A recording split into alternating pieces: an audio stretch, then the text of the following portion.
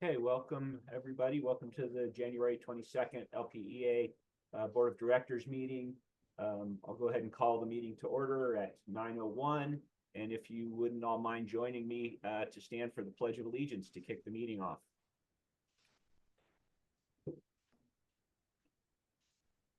I pledge allegiance to the flag of the United States of America and to the republic for which it stands, one nation, under God, indivisible, with liberty and justice for all. Thank you very much. And then let's move into our newer tradition of having a safety moment at the beginning of every meeting. I think Kirsten put her hand up for that. So what do you have to share with us, Kirsten? Yeah, mine is having to do with the weather and the real cold we've got. We've got a lot of frozen pipes. I've been running into a lot of people at the hardware store getting stuff to work on their pipes. One thing to remember from a safety standpoint is it's in the thawing that they tend to burst. So be real careful as you're thawing stuff. Thaw it slowly, and then don't have all your hot water going all at the same time. Just have a little bit someplace. So keep it safe, keep it slow, and don't burn yourself. That's my safety moment. Safety half a moment. Thank you for that good reminder, Kirsten, and for everyone attending and listening. One of the reasons why we do this is to share great information like that from Kirsten, but also just to really keep a strong focus on the importance of safety culture within LPEA, within the organization. We put a lot of people out there at risk every day, and so continued focus on that is extremely important for us. Moving on to approval of agenda. Let's see, I guess start with the motion to approve the agenda. So moved by Kohler. Thank you, Kohler. Oh. Second. Anyone second that? Oh, seconded by Rachel. Yeah, thank you very much, Rachel. Moved and seconded to approve the agenda. Any discussion on that? And I see your hand, Rachel. Yeah, I was hoping we could add a section to the executive session, just a summary of the FAC executive session discussions.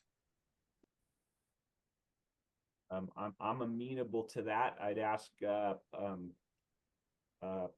FAC chair if they're willing to do that. Tim. Of course, but I think it's already covered under power supply progress, but maybe Graham could weigh in on that.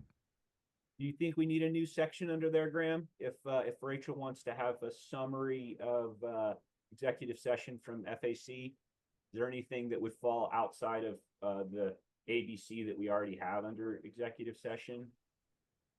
I would say I like the amendment. It is kind of, I don't disagree with Tim that it's got some relation to power supply progress, but there's some things that are kind of tangent to that I think we're planning to discuss, that I know that we discussed in the FAC executive session. So I think just for transparency, it makes sense to announce that. Yeah, thank you for that clarity, Graham. I'll second it. Yeah, thanks, Tim. So moved and seconded to make an agenda modification to add, we'll call it section D under executive session, to review the contents of the executive session from the FAC meeting. Any other discussion on that motion to modify the agenda? Okay, then let's take a vote on modifying the agenda. Graham, please help me out. Is this going to be a 2-vote thing? Vote to modify and then vote to accept, or can we just vote to accept the agenda as I think modified? we can vote to accept as modified. Okay, so is that so we are now voting to accept the agenda as modified by Rachel's motion. Any other discussion? Okay, all in favor of the modified agenda, please raise your hand, say aye. Aye. Aye. Anybody opposed to that agenda? Anyone abstaining? Okay, looks unanimous. We have an agenda. Moving on to the next item on the agenda, which is member comments and concerns.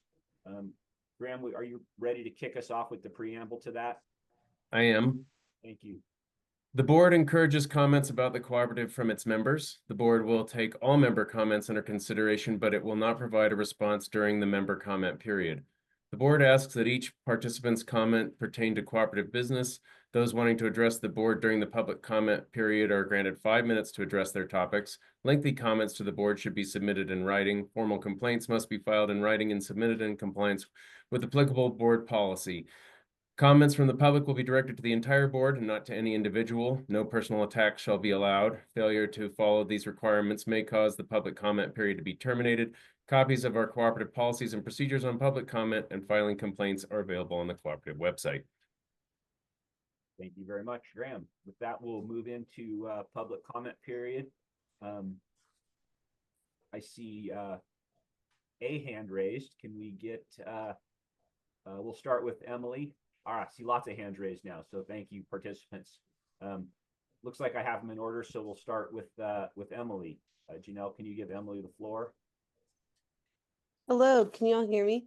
We can, Emily. Okay, hi, my name is Emily Frogen. I live in LPEA District 3, and I just wanted to first thank you all for the work you're doing to leave Tri-State and to secure a new power supply. I've been excited to hear about some of the power purchase from the Dolores project, especially. And I participated in the public input focus group this past fall. And I was just curious, I haven't seen any updates from that or some of the town halls. So I just love to hear about some updates from the focus groups and learn more about what LPA plans to do with that information and the next steps for input on the power supply. Thank you. Thank you, Emily. Sort of as Graham suggested, we don't normally respond to member comments, but I will point you to today's agenda where we do have a presentation on the member focus group. So if you stick around, you'll see that. Moving on then, looks like Veronica is up next. Hi. All right, we see you. Hi, Veronica. Hi, thank you for the time today. I am in District 2, and I just had a request. You know, I know our rates are to be increasing April 2025 for your vote last fall. And last night at the gym, I saw this really flashy fleet vehicle with LPEA on the side of it. And it just, you know, I'd like to request a review of your personnel policies and use of company vehicles outside of company time. I just think it sends a really, I guess, inappropriate message to residents who are seeing increases in their bills. And I would just ask that, you know, those vehicles are used for business purposes. It just sends the wrong message if I'm being completely transparent. Thank you for your time. Thank you, Veronica. We appreciate you being completely transparent. I think that's largely the point with coming in front of us, and we appreciate you sharing that observation with us. And we'll have conversations with staff about what those policies are, and maybe even if we can specifically about what you're talking about. Moving on, it looks like Terry Oliger, you're next. Good morning. How are you guys? Good morning, Terry. Good. I'm Terry Oliger, and I live in, I think it's District 2. I just have a suggestion that I think it's time to move back to in-person meetings. Okay. All right. Thank you. Thank you for attending this morning and voicing your input there, Terry. Let's see, next, looks like Brad Blake, you're up next.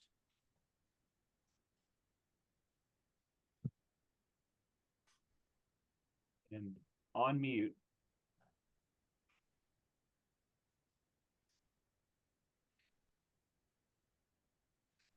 Looks like you're off mute. Can we hear you? We cannot hear you, Brad.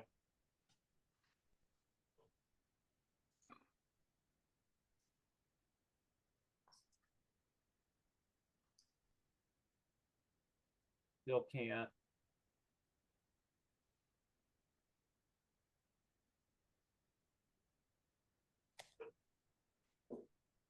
right, we're gonna move to, we got a couple more comments and we'll come back to you, Brad, if you might be able to figure out the audio on that. On to Dave Peters. Go ahead, Dave. Yeah, can you hear me? Yes, sir. So I'm an LPEA member and live in Durango. And I've got two requests for the LPEA board. First, going forward, allow your LPEA members the option to attend board meetings in person. Members, want to interact with staff and directors before and after the meeting. And, there's other members that for various reasons just flat can't join Zoom and would like to. Second, I would like for the board to call an LPEA members meeting where LPEA would review the facts on the tri-state buyout and let members voice their views. There's a lot of information out there. What facts I have right now lead me to the conclusion that the buyout is probably not in the best interest of the members. And I know others have the same views. So why not call a members meeting at a venue like the concert hall at Fort Lewis College and just get all the facts out on the table so we all have the same set of information to look for. Thanks for listening. Okay, Dave, thank you very much for being here today and voicing those two comments and concerns. Next on our list is Deborah Schisler. Mute. Yeah, I was worried about the mute because I didn't see a button on here. Thanks. Good morning, everyone. Yeah. It's been a while. I was interested, I heard about the buyout and I was interested in getting involved in and attending some meetings, but I was surprised to hear that you're still doing meetings in Zoom. So my request, as in a few others, is to get back to that beautiful building that we paid so dear, us members paid so dearly for. We'd love to be there and we'd love to be interacting with you in the building. So that would be my request as a member. Thank you very much, Deborah. Thanks for attending this morning virtually and thanks for your comments. Looks like we still have Brad's hand up, so let's go back and give that another effort. I see you, Brad, but the mute is off. Oh, good. Thank you. There you are. Right on. I kept hitting unmute. I always seem to have computer problems. Thank you for taking comment. I recently spoke with a county commissioner who told me that the rate increase was going to cost La Plata County $200,000 this year. That is a concern, but what concerns me even more is the employees that work for the county, employees that work for other businesses in our county that can barely afford to live here.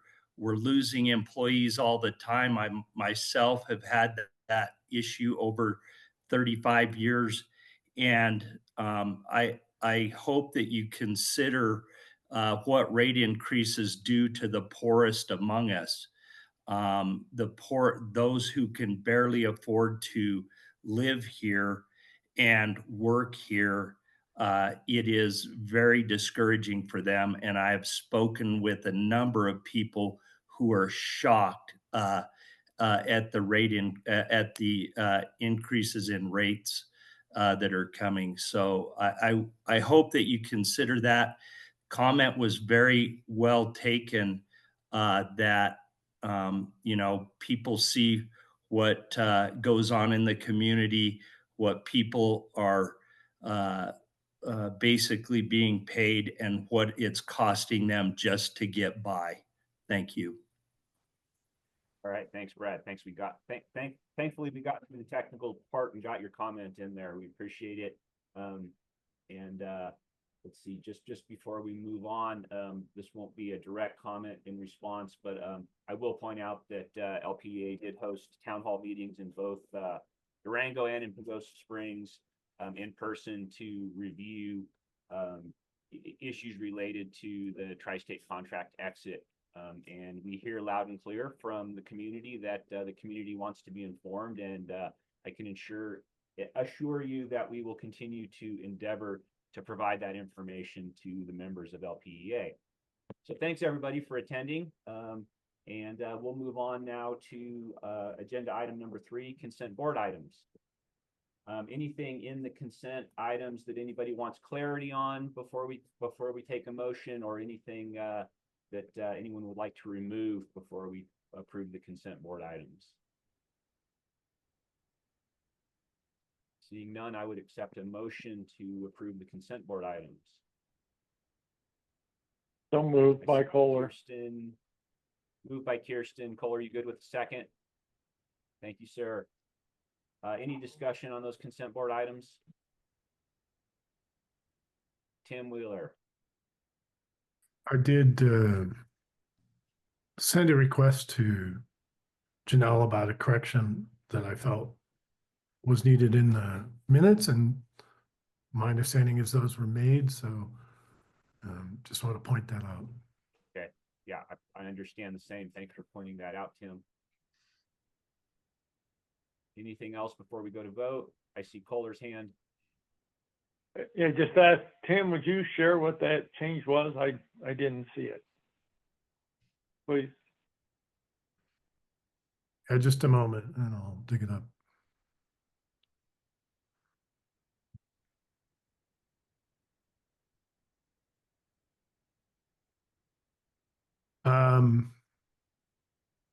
Well, I'll have to find it here. Sorry. I just sent it to Kohler. That would be That great. helps. No, Yep. sorry. If you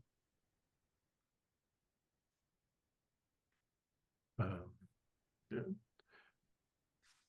There was, if I may. Yeah, keep going, Tim. If you have it.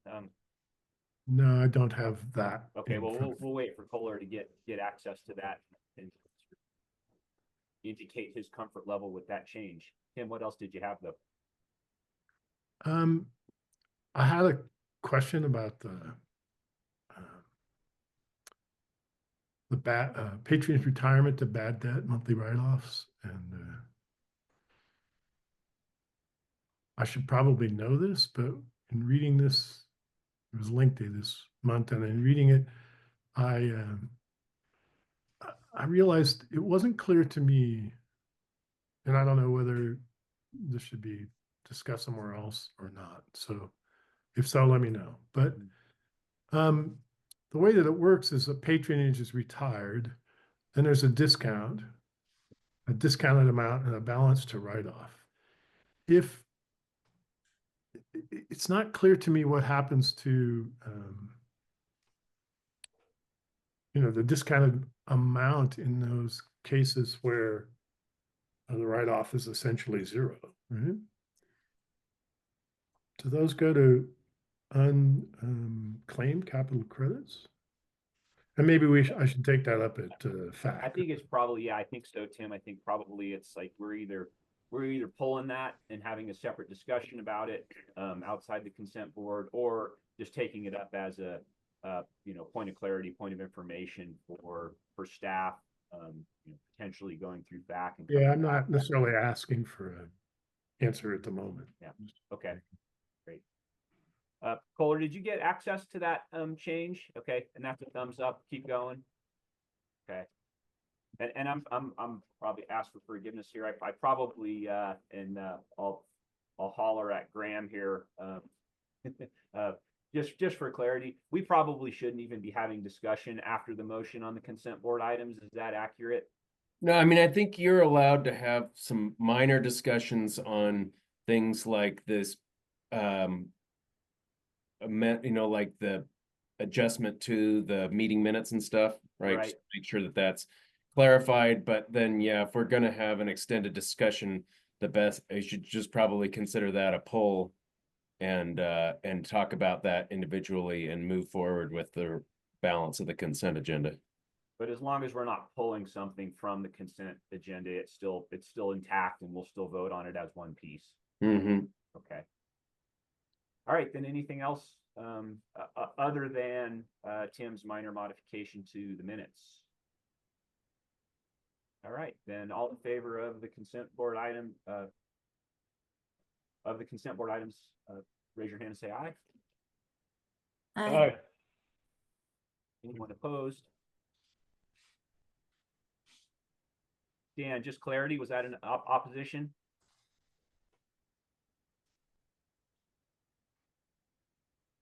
Yeah, my Zoom's changed. Yeah, I'm in opposition. The full board should have seen that, got notification of that change in the minutes. Okay, point taken, Dan. Anyone abstaining from that vote?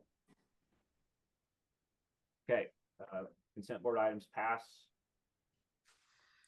On to CEO and staff reports, agenda item number 4, passing the mic over to CEO Hansen. Right. Thanks very much, Ted. I appreciate it. Great to be with everybody here this morning. Want to quickly get through our December dashboard and then excited to then pass it over to have a chance to look at the results from the focus groups that we ran last year. And then the third piece today will be a look ahead to 2025 and have some great new material for everyone to look at on our 2025 operational plan. So with that in mind, let me dive into the December 2024 dashboard. We start, and I think we want to, Drew, if we can get those up on the screen, we'll have a chance to start with our key performance indicators as we always do. A couple of things to highlight here, really terrific outcome on the system average interruption frequency index. Definitely want to highlight. We've had some tough wind days and our system really showing, I think, its strength and resiliency. And you can see there on the third line down, well within our green check mark there to continue to have high reliability, even in the face of a few days of challenging weather conditions. Obviously, we haven't had the snow that we all want and some of those types of weather events, and we all got our fingers crossed for the rest of the winter. But I did want to point that out for our December result. The cash reserves remains as it was in November at that kind of 10% mark. And let me see if Patrick has any additional detail he wants to provide on that indicator. Yeah, I'd say generally our cash position was just slightly under that target due to elevated capital spending and then prior months, the quarterly debt payment. We do have another quarterly debt payment coming up, but when we get to the financial segment, you'll see we added somewhere around 20 million to our total plan for the year. So that's a significant achievement from a capital investment standpoint. And we financed a greater portion with cash rather than debt, which escapes some interest expense. Yep. Thanks, Patrick. And the last thing on this slide was just to point out the beneficial electrification sales are now back in the green. They were in yellow last month, just slightly under our target. We've got all the EV sales now incorporated into these numbers. So good update result there for beneficial electrification.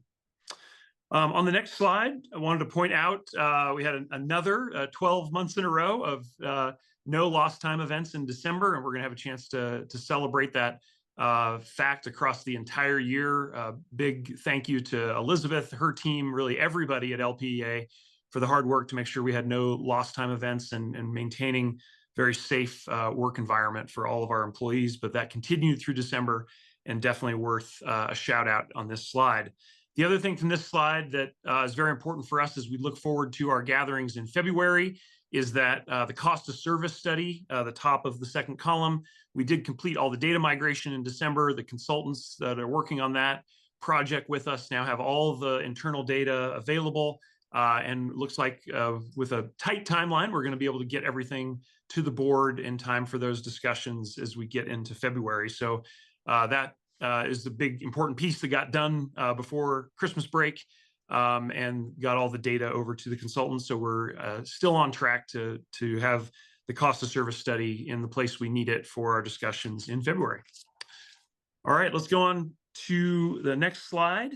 Wanted to point out in particular the third or pardon me, two of the bullets here on the wildfire mitigation plan. I know wildfire is on everybody's minds, particularly with the tragedy that has unfolded in Southern California. We are going to have some additional information for you in the 2025 operational plan, but two things to point out in December. One, develop the in-house vegetation management web application. You're going to get a chance to see that during executive session. Some of that is non-public information, system information, which is why we'll present that to the board in the executive session. And then on the third bullet, we did hire a contractor to look at using drone capability for pole inspection. We did 673 poles in the North Vallecito area, and we discovered a couple of issues, which we quickly resolved, but really seeing a lot of upside from a drone capability being used for different use cases within LPEA and our operations. And I'll talk a little bit more about that when we get to the 2025 operational plan. The other thing to point out on this slide was we did do a site visit with the executive team to the Dolores Canyon Solar Project site, and had a chance to look at that construction in progress. They've made it through a lot of the site preparation work, and we'll be continuing that construction as we get into this year. But everything seems to be on track as far as the timeline with the Dolores Canyon Solar Project.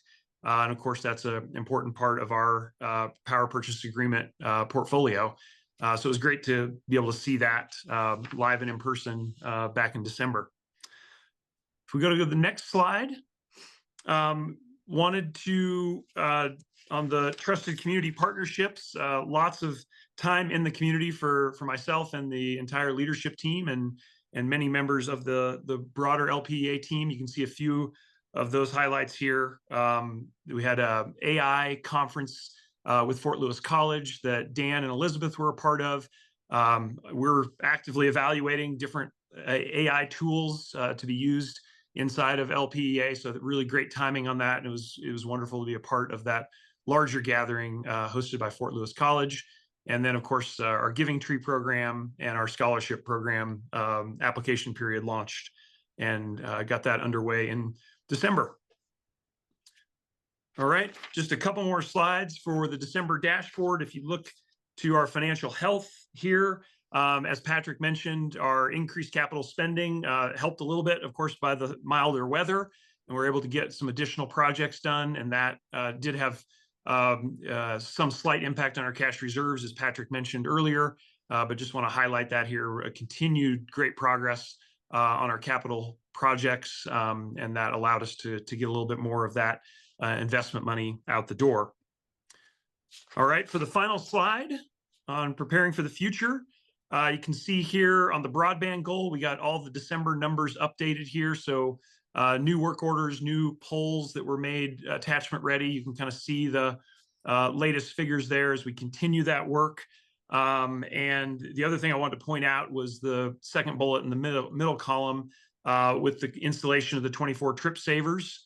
And with the Southern Ute Indian Tribe, this is also another great step forward we took in December. And let me turn to Dan to see if he wants to add some additional details on either of those items. Not too much, Chris, just highlighting those trip savers again. This is a formulaic grant that we are working in partnership with the tribe on. And it really allows us to, forever, get 66%, 67% off on our installations that we do out there. A lot of this is work that we want to do across our system, but allows us to do this at a greatly discounted rate on the tribal lands there. Yeah, terrific win-win project, and yeah, really wanted to highlight that as one of our accomplishments in December. All right, Mr. Chair, I will pause there, see if there are any questions on that material. Yeah, I see. Thank you, Chris. I see a question from Joe. Great, thanks, Joe. Yeah, on the broadband chart. Yes. I'm just curious. So does that chart indicate what the number of broadband providers that are using LPEA right away in polls? I guess I'm not exactly sure what that means.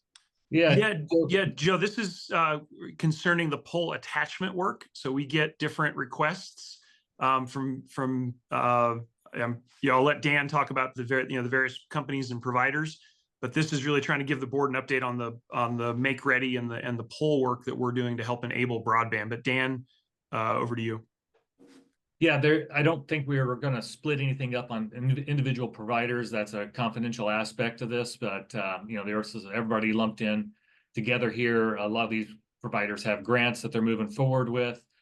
We have contractors on board specifically that are dedicated just to help with the installation of this. So you'll see what's been released from engineering. That means that we've done the design work on it. And it's back in the hands of the party that's asking for the work to be done. And then they look at the cost associated with it, decide if they want to move forward.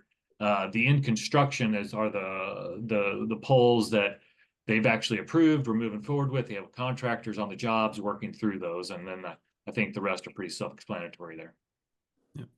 Okay, and I know I've asked this before, apologize, but is there revenue attached to this for LPEA? Yeah, so for each pole that a customer attaches to, there is a pole attachment fee that goes with that. It's an annual charge, fairly prescriptive. We follow the CPUC's formula for drafting that charge that comes with that. Actually, we follow the Federal Communication I'm sorry, Commission. FCC. You're right. We're not obligated to, and I'm not going to make a public statement here that we have to use the FCC calculation, but just for ease and simplicity, we do, which is a sort of a cost recovery. It's designed to sort of make sure that LPEA stays whole and recovers the costs associated with these attachments. Okay, and I know we can't give out any names, but I mean, how many providers are we working with, Dan? Do you have any idea? I'd say probably a half dozen that are the bulk of this. Okay, great, thank you. Tim Wheeler. Yeah, I just want to make sure the point that Graham just made about cost recovery is well understood, especially Joe who asked questions. There's no margin associated with this. So we recover what we anticipate it will cost us to do this work, and it doesn't contribute to operating margin in any way. So thanks. Thanks, Tim. Okay, then moving on. Let's see, is that the end of the dashboard then, Chris? It is, Mr. Chair. Yeah, so if there are no further questions, I think we can shift into the readout of our focus group work. Yeah, exciting. Let's move on to that. Okay. Yeah. And I'm happy to introduce our two facilitators. We have Sandia and Adria. They are our third-party focus group facilitators who will be presenting a shortened report today during this presentation that will include some of the key takeaways from the sessions. And I want to acknowledge that after the board meeting today, we will send out the full focus group report. That'll be published on our website, and we will also be sharing it via member email. And so everyone can expect to review those results after the meeting today. All right, Sandia, Adria, you're up. Thanks so much, Amanda. Let me get my slides up here. Just take a second to get this oriented. Okay, great. Well, good morning, everyone. It's great to be with you all today. My name is Sandia Atkinson, and we're joined by Adria Bogle. And we are with Sagebrush. We are a local consulting and facilitation firm based in La Plata County, and we'll be providing a summary report of the focus group results. So this will just be a brief summary, and as Amanda stated, you'll have a longer report coming your way soon. You're also welcome to reach out to us with any additional feedback or questions you have, and hopefully we'll have some time for Q&A at the end. We provided a 1-hour, very in-depth presentation to leadership just a couple of weeks ago, so they have additional information. And we understand that a blog post will be coming out soon to inform LPEA members of these focus group results as well. So some overall context here, we provided these focus groups in October of last year. And there were three main objectives. The first was to collect stories and have discussions to better understand member perspectives at this particular point in time. And then also to collect diverse member perspectives on the future of the co-op's energy supply with the bridge period and the transition, and really to provide a platform for members' perspectives to be considered in future decision-making processes. So along with these objectives, we had a couple of experiential aims, what we hoped members would experience as a result of participating in the focus groups. And those included feeling that their voice was valued in the process, and to also build trust in the co-op through a transparent and comprehensive process.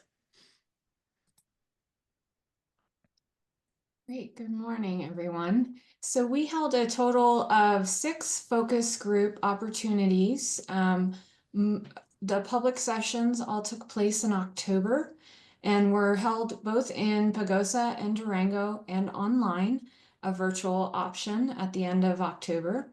And then we had a LPEA employee focus group feedback session in December.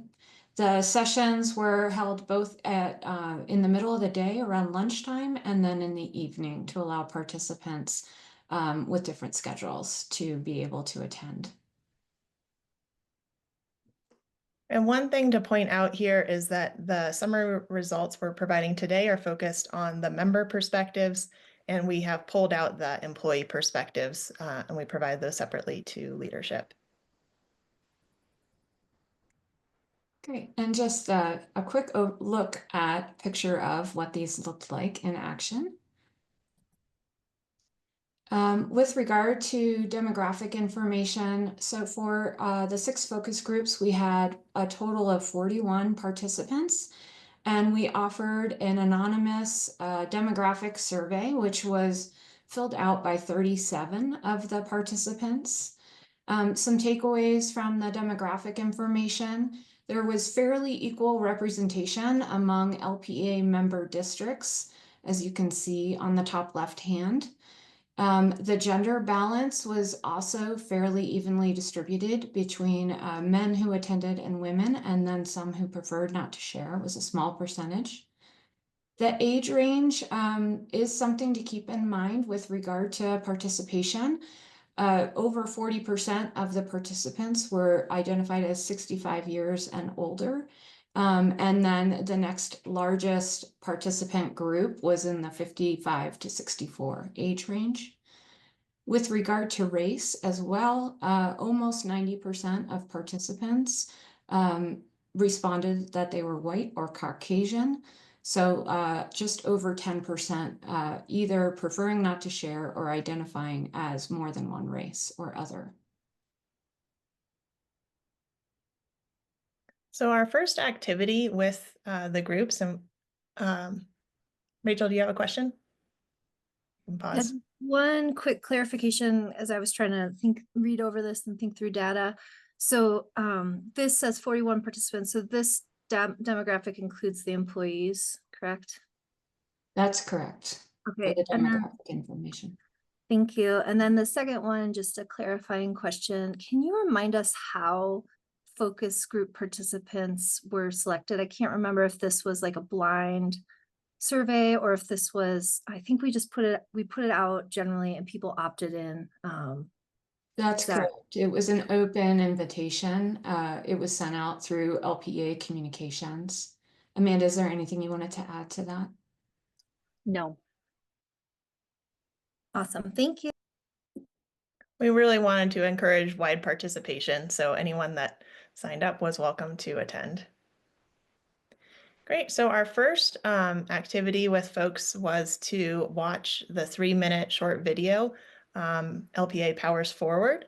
And this was about the transition period. And this is a key communication piece that you all provided in 2024 to members. You might remember this video with the cute little cartoons. So we showed the video and asked people just some very open-ended questions about what facts stood out to them, what their feelings were about the video, if there was any additional information that they may have wanted. And this was really the first opportunity for folks to engage in the focus groups So a lot of the things that they were sharing were just what they were coming into the room with. This was their first opportunity to share. But other things did speak specifically to the communication piece as well. So some of the overall themes about concerns, just an overall lack of detail about the bridge period and power sources. People wanted more detailed information about Mercuria and the bridge partner. Another concern, people would like to see more transparency about the costs and the implications of transitioning away from tri-state, and a better explanation of the benefits of the transition. Like, why are we actually leaving tri-state? What was the decision-making process to get here? What was some of the data that led up to it? And then, of course, what will the impact be on members during that bridge period? Overall, I would say that participants in the focus groups were very well informed, very involved in LPA processes, town halls, board meetings. So they were coming in with a lot of information. Some of the positive notes from participants, the video did help clarify the broad brush timeline for folks, and people appreciated the explanation that the lights will stay on, that reliability is at the forefront. And there was a recognition of an attempt to communicate with members with this video as well as other communication pieces. So once again, people are looking for more detailed information about Mercuria, that bridge partner. What exactly do they provide? How do they provide it? More transparency around costs and decision-making. Lots of focus around data as part of that decision-making process. And even more explanation about how reliability will be maintained. For example, if Mercuria is providing the power, but Tri-State is still owning and operating the lines, or LPA is owning and operating those lines, what exactly does that mean for reliability moving forward? And just more ways for members to engage in the process. An overall sentiment of, we should have done these focus groups before the decision was made to leave Tri-State rather than after. So that was the first activity there. I'll just pause and see if there's any comment or questions before we move forward. Sandia, I'll just add to that with regard to the focus groups and timeline, the town halls were happening almost at the same time that these focus groups were being facilitated.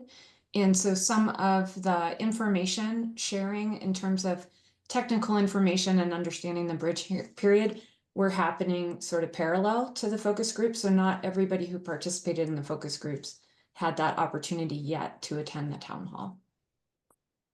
Great point. Thank you. Okay, well, I'll keep rolling and we'll see what questions and comments you all have at the end. The second activity we engaged in was to collect member feedback on 4 key factors affecting LPA's energy portfolio decisions moving forward. We really hope that this provides the board and leadership with insight into where members are thinking about what, are the priorities for them. Reliability originally was not one of the factors included because it was considered a non-negotiable. Reliability is something that we're always going to focus on here at LPEA. But members did bring it up, and being participatory facilitators, we're like, great, let's add another flip chart. Let's allow members to speak about that, which was really important. So discussion on reliability focused not so much on whether or not to maintain reliability, but how to ensure that reliability through the transition. Locally generated power, and really for all of these, there was a question, well, what is the definition of locally generated or affordability or environmentally friendliness? So we're really relying on member perspectives of what these different terms meant to each of them. So for local generation, this represented the greatest divergence in community views. There was strong support for the economic benefits, but significant concerns about how feasible will this be to implement in our region. And some of those tensions centered around balancing local control against some of the technical and financial capabilities within the co-op. Affordability consistently emerged as a fundamental concern in all discussions. Community views affordability as both immediate rate impacts and long-term stability, with particular emphasis on protecting vulnerable populations, focused on folks that are on fixed incomes and so forth. How will rate increases affect them now and in the long term?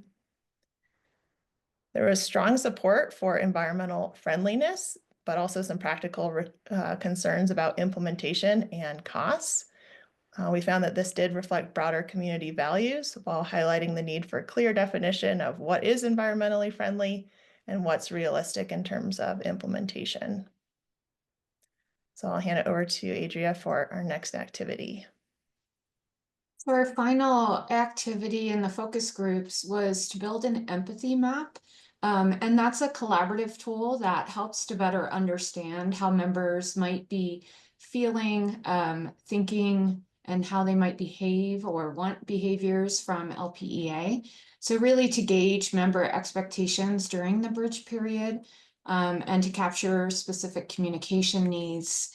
And then also identifying the emotional aspects of the transition, kind of where members are during that. And so the overall themes that came out of the empathy mapping, in a bigger picture, the pieces that rose to the top were members want to feel confident in the decision-making process, and in the transition. And they're really looking for more communication. So information quality, members prioritizing having comprehensive, honest sort of information, even if it's just saying that we don't have information right now on this, or we are delving into this as an organization and will provide what we can in a reasonable timeline. Trust building was a big piece that came out of the empathy mapping. So members seeing a connection between the transparency of information and their confidence or trust in the organization. And active participation also came forward as a big theme during empathy mapping. So members relating that if they felt informed, they would be engaged in helping to be essentially an ambassador for that information within their own communities. And they want to be engaged in the process. So again, there were 31 public members that attended the focus groups, and those members who attended would like to continue to stay engaged. And there was an emotional investment. So people really care about LPEA's future and the community's well-being as well. Okay, so some of the final key insights here. Just our last slide for you, and then we'll open it up for comments and questions. So based on these focus group findings, LPEA faces several perceived challenges with the energy transition plan. So while participants supported the environmental goals, they expressed significant concerns about overall transparency, costs, and implementation, how this bridge period will be implemented. And really the buyout cost was a major worry, particularly relating to rate increases on those fixed income and low income residents. Communication was really huge. So this emerged as a fundamental priority for stakeholders. They really want more detailed information about the bridge period, power sources, the financial implications, and in a timely manner. So consistent communication, as Adria was saying, even if there is no update, letting people know, here's where we're at, here's what we're working on. So in terms of priorities for the energy portfolio, once again, environmental friendliness or sustainability was at the top, very closely followed by affordability. And overall, participants really expressed appreciation for this opportunity to provide their input and their feedback. They really enjoyed the sessions, and they maintained an optimistic outlook overall. But some doubted whether their contributions would ultimately influence LPEA's decision or decision-making process moving forward. So those are the key insights. We want to thank you so much for working with Sagebrush to conduct these focus groups, and happy to open up for your comments, questions, or concerns. We'll go, just in order. Yeah, I see Kohler first. Yeah, so the question I have is, where does this go from here now? I mean, we've seen some answers and some input and engagement from a very select, I shouldn't say select, but very few members. where does this go? How does this turn into an opportunity for our members and for us as a co-op? So I point Kohler. that- yeah, go ahead, Amanda. Thanks, Kohler. You'll hear all about that in the next presentation that Chris will tee up for the group as we present the operational plan. So we have a direct answer to where this information will be going following this presentation. Okay, look forward to it. Thank you. You bet. Rachel.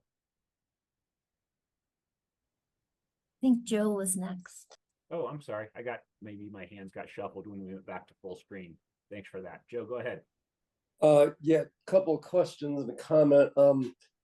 So of the 41, how many were LPEA employees? 10. 10? Mm-hmm. Correct. Okay, so that was 25% of the 41. Okay, as far as I guess I was really kind of shocked at how few participants we had. And we got what, 40,000 meters. So this is 1/10 of 1% of our members participated. I guess my concern is if we do this again, I think board members could really contribute to getting more people out to these things.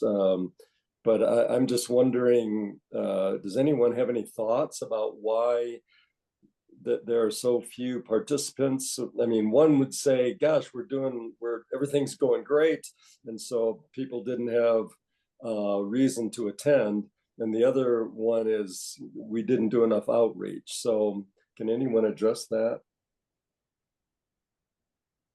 Joe, I'd be happy to chime in. So, I don't have a direct answer, but an observation, would be that, or maybe just data for you. When we announced this, we announced it at the annual meeting, which happened in conjunction with the Mercuria announcement. And so there absolutely was a lot of updates to share at that time. And so we just had a lot to share. And so I do wonder if, perhaps was this overshadowed by the elections and the focus groups and the town halls and Mercuria? Was it an issue of timing? I'm not sure. But we definitely have some great information on how to enhance our outreach efforts this year. So I appreciate the comment and would welcome anyone else's observations. Yeah, I mean, I know these things, it's difficult to get people out to these sort of things. And I don't know, maybe we could evaluate and maybe do some targeting about, neighborhoods or service clubs or something like that. I'll have a hard time looking at this information as really helpful to going forward. It's a lot of the same things we've heard over and over again. So anyway, I'm curious to hear the staff evaluation.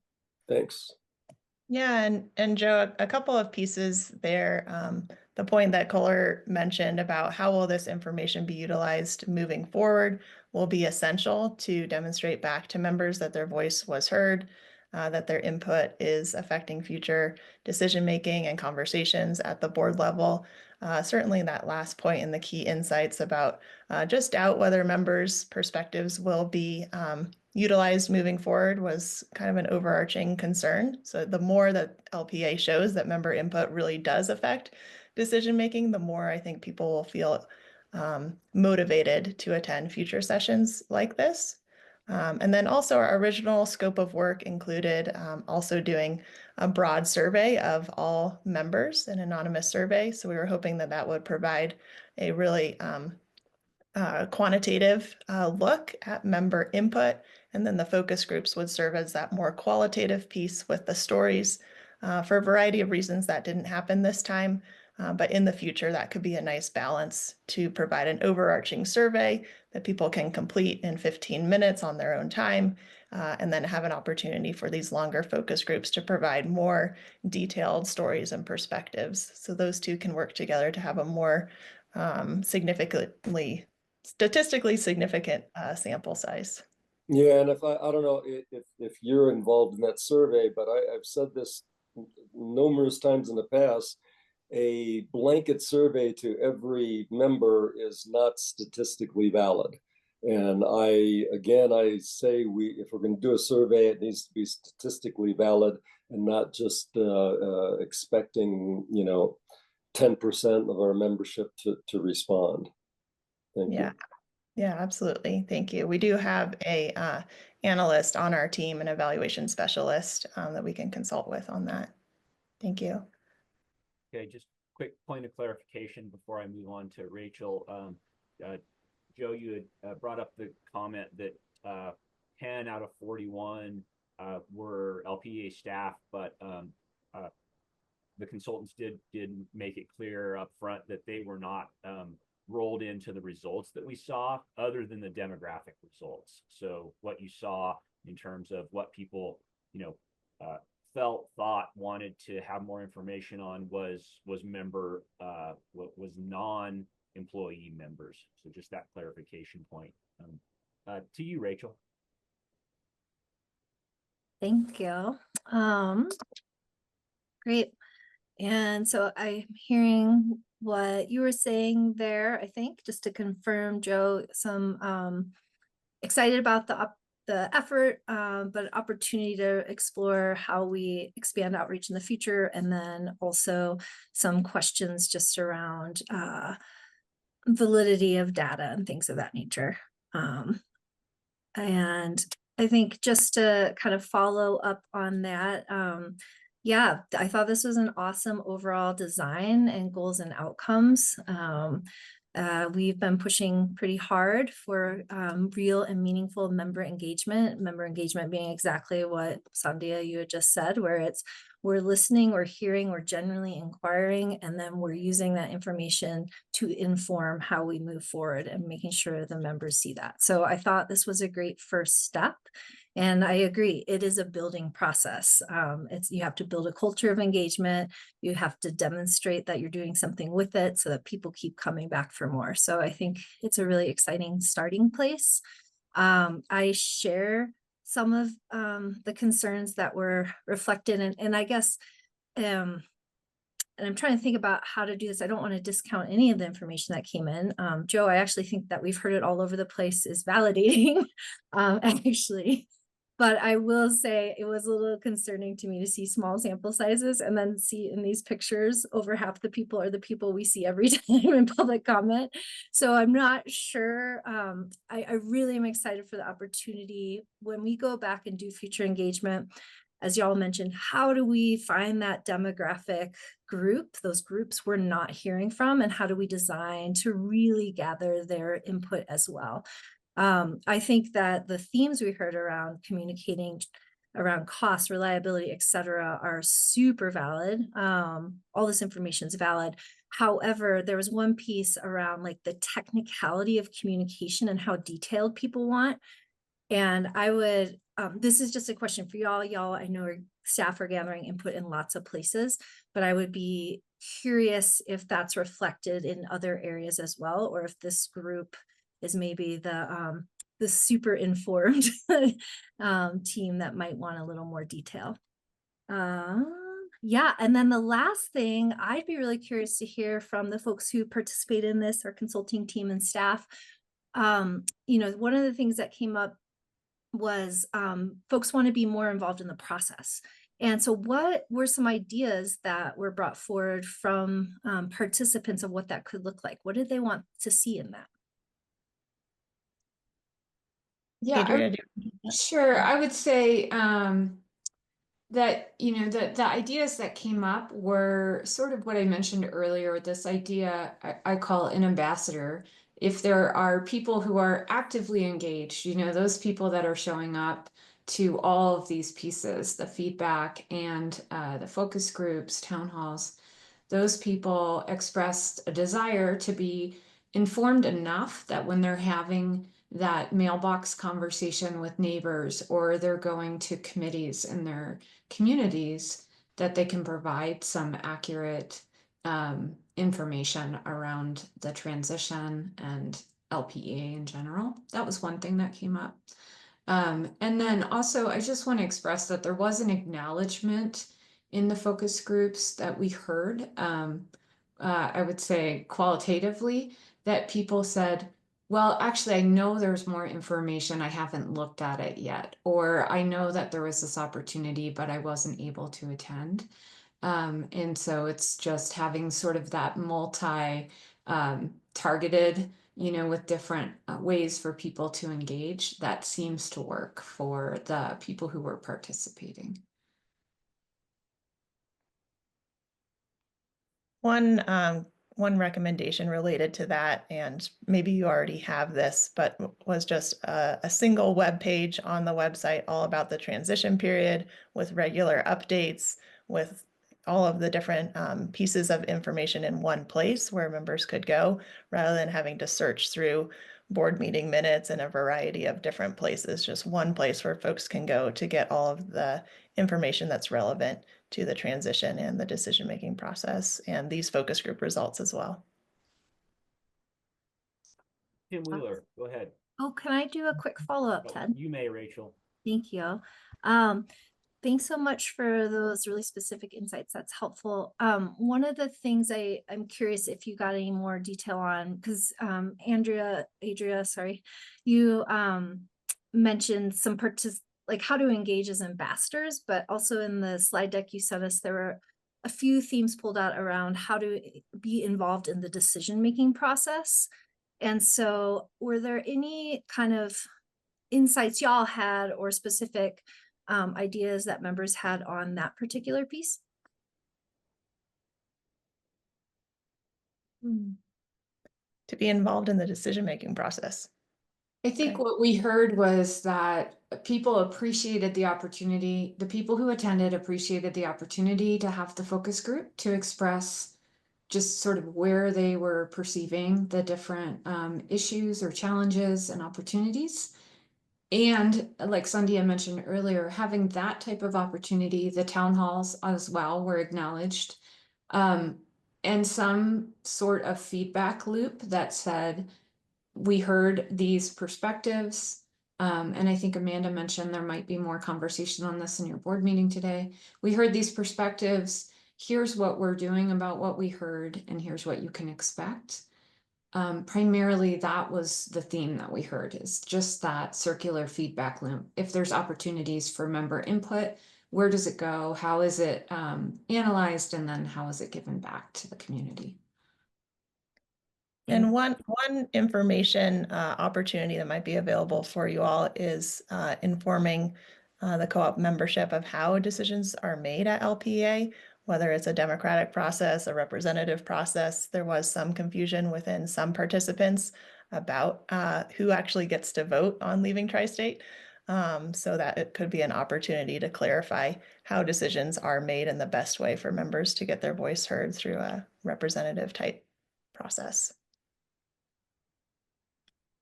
Thank you. Now we'll move on to Tim. Yeah, thank you. Thank you also to the Sandhya and her team to conduct this and put it together. Looks very professional. Appreciate that. And my comment really is about, this is a good start, I hope, not an end. And it seems to me that as an organization, there's a muscle we haven't been exercising very much, which is far more community engagement. And it has to be two-way. And I look at this in the context of, it's another data point. Hopefully we can get a few more like this, along with avenues such as surveys, such as town hall meetings, such as elections for board directors. I mean, you want a focus group? We get 2,000 or more people to vote every year in each district. Seems like a big focus group to me. And there's also the avenue of how much the board members engage with the members, the candidates for board member directors engage with members in their campaign. So there's some avenues there that I think we need to exercise and recognize more. And that a focus group should not be overemphasized or underemphasized here, that it is one more data point and allows for that data point to be explored a little further and maybe less broad and more deep dive into some of these things might be helpful as we go along. And my plea, as always here, is how do we do more of this? How do we engage more? Rather than think that 1 or 2 or 3 events was sufficient. I don't think it is.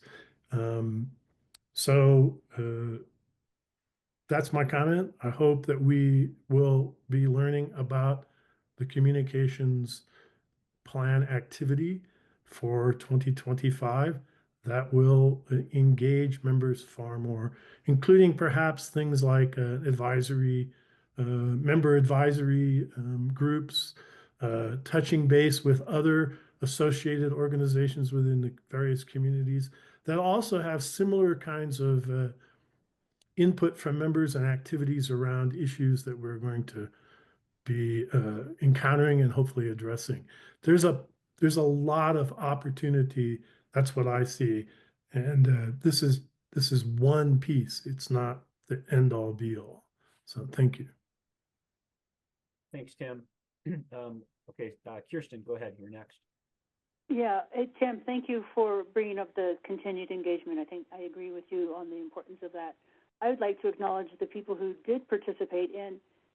I know it's the quote, same old folks, but thank heavens for the same old folks who are willing to come out and give us that information. And I don't want to discourage that at all. I'll see your face every day if you've got something to say. So super appreciate that. Agree totally that we need to get more folks and figure out how to do that. But I don't want to negate any positive stuff about the folks who did participate. Thank you. Okay, thank you very much, Kirsten. Thanks, everybody. Anything else before we move on? All right, thank you, Sandhya and Adria. Adria. Thank you so much, everyone. Appreciate it. Then we'll jump back to Chris for, or I think Chris, for 2025 operational plan. Yeah, that's great, Ted. Thank you, and really appreciate the discussion on the focus group outputs and results. And I want the board to know we have heard those results loud and clear. We have been examining them as staff. Obviously, want to give you all that detail as well, and we'll be sharing that broadly with members. It'd be available on publicly as well. And it was really useful to help inform what we're now going to dive into, which is our 2025 operational plan. And so myself and the leadership team, we got together in December and worked very hard on looking at our top priorities for 2025. And I'm excited to present those to you. Of course, the plan is never final. We're excited to hear your feedback and thoughts on this presentation as we fine tune our efforts together in 2025. So with that, Drew, if you don't mind putting up the file, and this was sent out, of course, ahead of the meeting, and want to make sure folks can see this as we go through on the Zoom. Okay, always good to start with a team picture taken, I think, last September, if I got the timestamp right. So I'm not in it yet, but you can see the team all together last fall. Let's go on to the next slide, which to me is really, the situation we are always in, and always good to quote a founding father or a great American poet, in this case, Bob Dylan. Nothing so stable as change. This happens to be a picture from near where I grew up, but I think it captures nicely this moment of significant change that we're in, and good context for the challenges that we're trying to address in this 2025 operational plan. If we look at the next slide, I really want to just start with kind of the long-term vision of taking the board's strategic direction that we have in place and really trying to identify some of the key trends and factors in our area. And there's 4 things that I really want to call out that we are being responsive to in our long-term vision. First of all, we are living in an era that is not unprecedented, but has been rare over the last 4 or 5 decades, which is a relatively fast increase in energy demand. And there's a lot of reasons for this. Things like data centers and AI, computing technology, electric vehicles, other energy intensive industries and uses by our members, all of them leading to increased energy demands. One that we didn't list here, but things like conversion of midstream compression equipment from fossil fuel to electric equipment. So lots of different things happening in our state, in our region, and specifically in our service territory that are increasing our overall electricity demand. For the last 4 or 5 decades, it's basically been 1% a year, roughly. We are now staring at a future that could be 2, 3, 4%, depending on how these trends play out in our part of the state. The second big thing I want to call out is organic membership growth. We know we live in an area that people want to move to, that they want to have vacations in, that they may want to have a second home in, that they may want to relocate to, especially with the rise in remote work. I think both of the main counties of our service territory have seen this tremendous organic growth in our membership. And I think that is a trend that is likely to continue, particularly as other areas that we compete with or are things that people are comparing us to are getting way more expensive. Think of Pitkin County or Eagle Vale area as examples. And we are relatively less expensive for some of the same amenities. So I think there is a very strong case to be made that we're going to continue to see organic membership growth, and that will be a big part of our story over the next 10 years.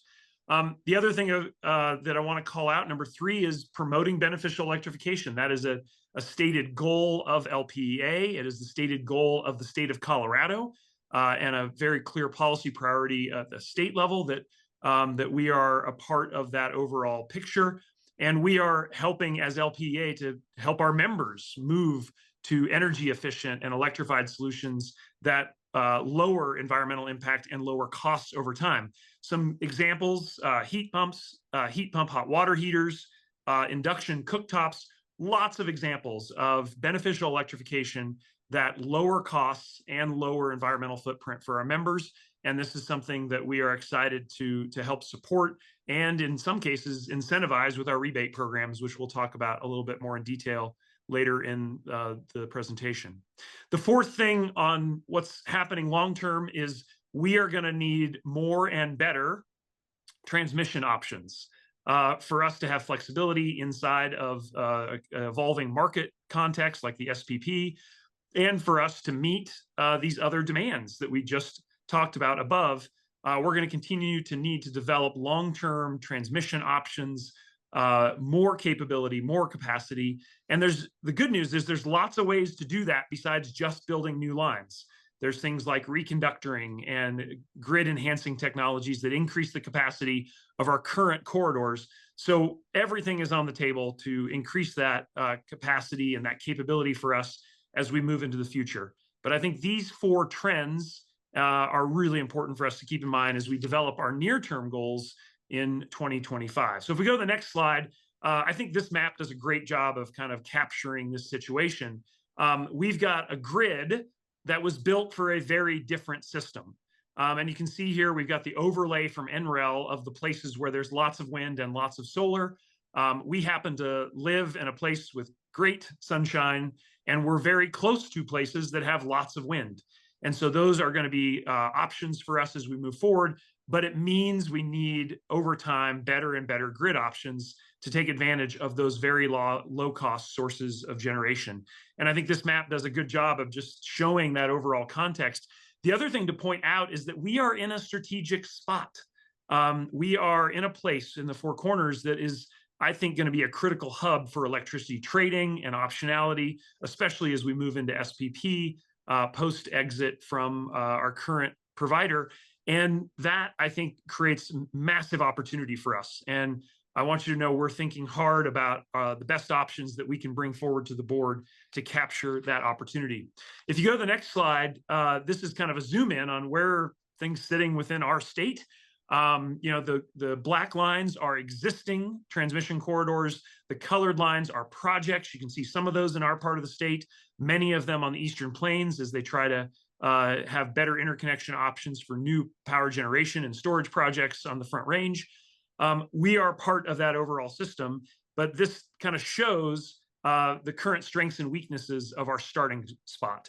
And we're going to be active participants with our neighbors, with innovative vendors and companies to make sure that we've got great transmission access as we go forward on this journey together.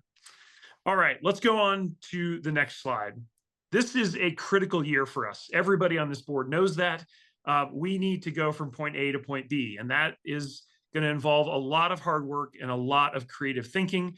The co-op world has been, in general across the country, kind of a more sleepy part of the energy sector. Those days are over, especially for La Plata Electric.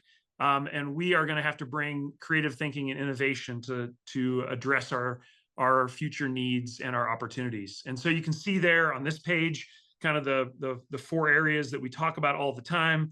Securing our energy future. We're going to get into the details on that in just a second as we move to this new power supply environment that we're operating in. But while we do that, we have to absolutely 100% ensure reliability and resiliency. And so we'll talk a little bit about how we are going to make sure that happens in 2025. Our North Star targets remain our North Stars. And so continue to use that framework to talk about the important deliverables we have for our members. And then, of course, the last point on this slide, which is advancing cooperative growth. And I talked about some of those long-term trends. Some of them are pretty short-term as we look at growth in our area and the need for more supply and better ways to manage that supply. All of that has to happen in 2025.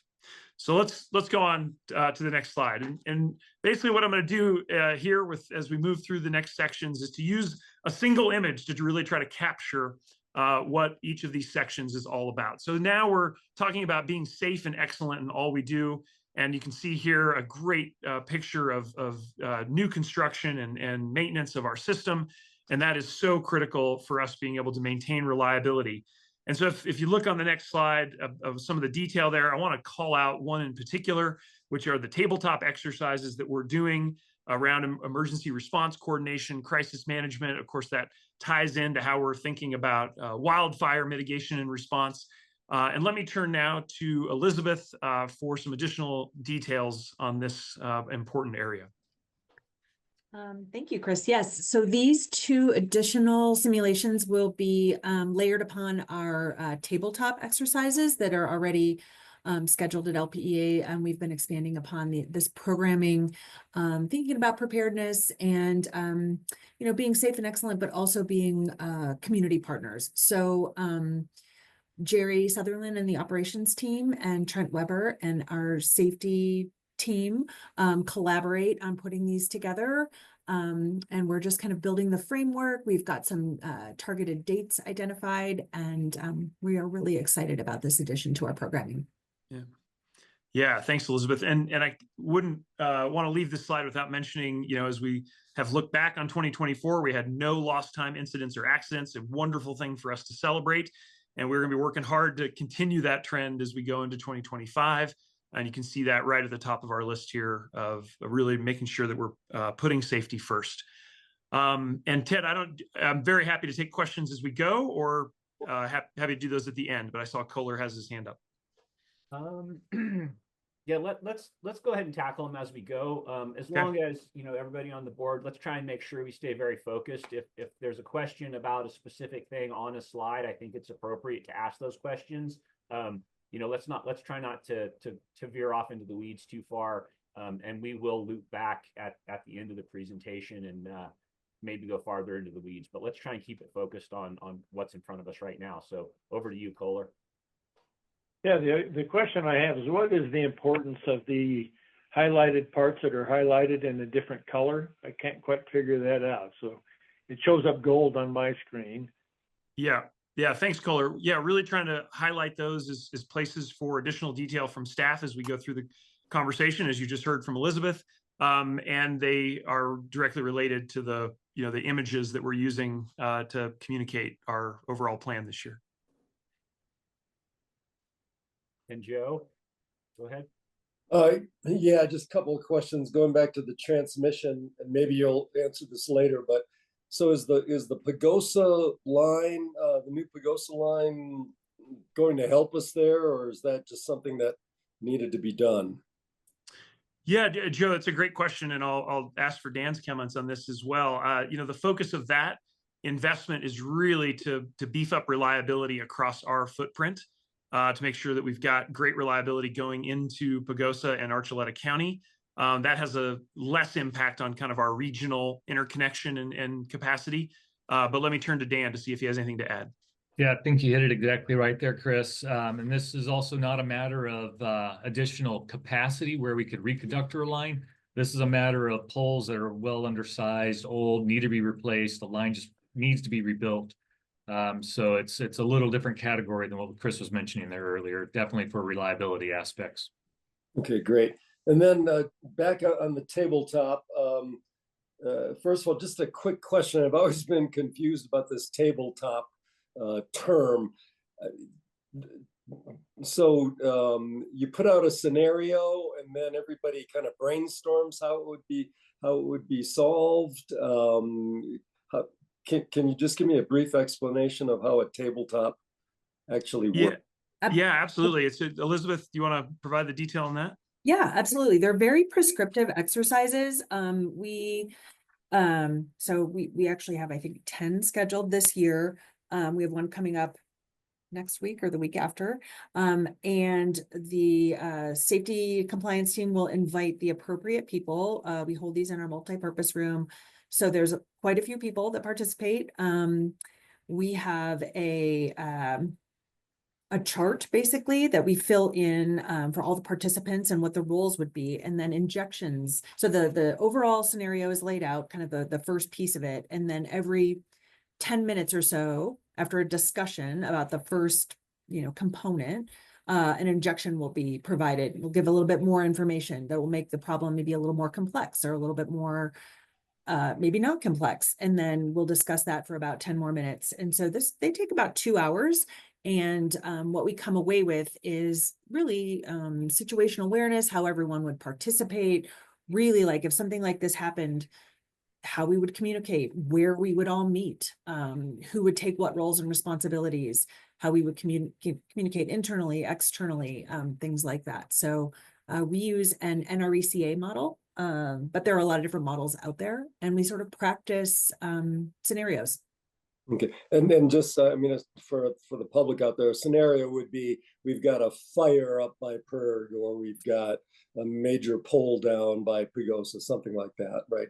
It could be that. It could be cybersecurity. It could be an internal disgruntled employee. I mean, we try to imagine every challenging situation and how we would address those. Okay, and just a comment, boy, if we had some kind of emergency situation, I think the board members will have to be available for, communication to district members, et cetera.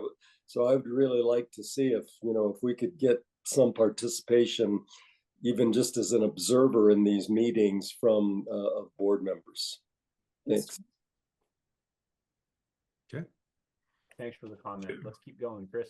Yeah, and Joe, thank you for that. And yeah, we'll think about how to directly involve the board with some of these scenario exercises. All right, before we leave this slide, just want to also call out Drew and his team, the amazing job they've done on continuing to be vigilant around cybersecurity. We have active training always happening with our employees on this front, as well as participating with our peers on making sure we're up to date on cybersecurity. So don't want to leave that out as we move on to the next slide. All right, here's a great picture of Travis, who is our local pilot here at LPEA, and he is working with a drone unit to test out different inspection capability. And this is something that we're really actively looking at for a way to enhance our tools in the toolkit here inside of LPEA, as well as engaging potentially external contractors in this work. So let's go on to the next slide. How are we keeping the lights on? Well, drones are a really amazing new capability. I mean, new in the sense that new applications are coming forward for how we can use them inside of improving operations at LPEA. So there are a bunch of different use cases. The obvious ones is, hey, there's a repair or an outage. We need to go inspect a pole. This is the kind of thing where you can use a drone to go look at the situation before somebody has to hike in for an hour with snowshoes in a difficult to reach place. It's also really wonderful technology as we think about regular inspections, checking on our vegetation management, checking on the condition of poles and conductors and other equipment.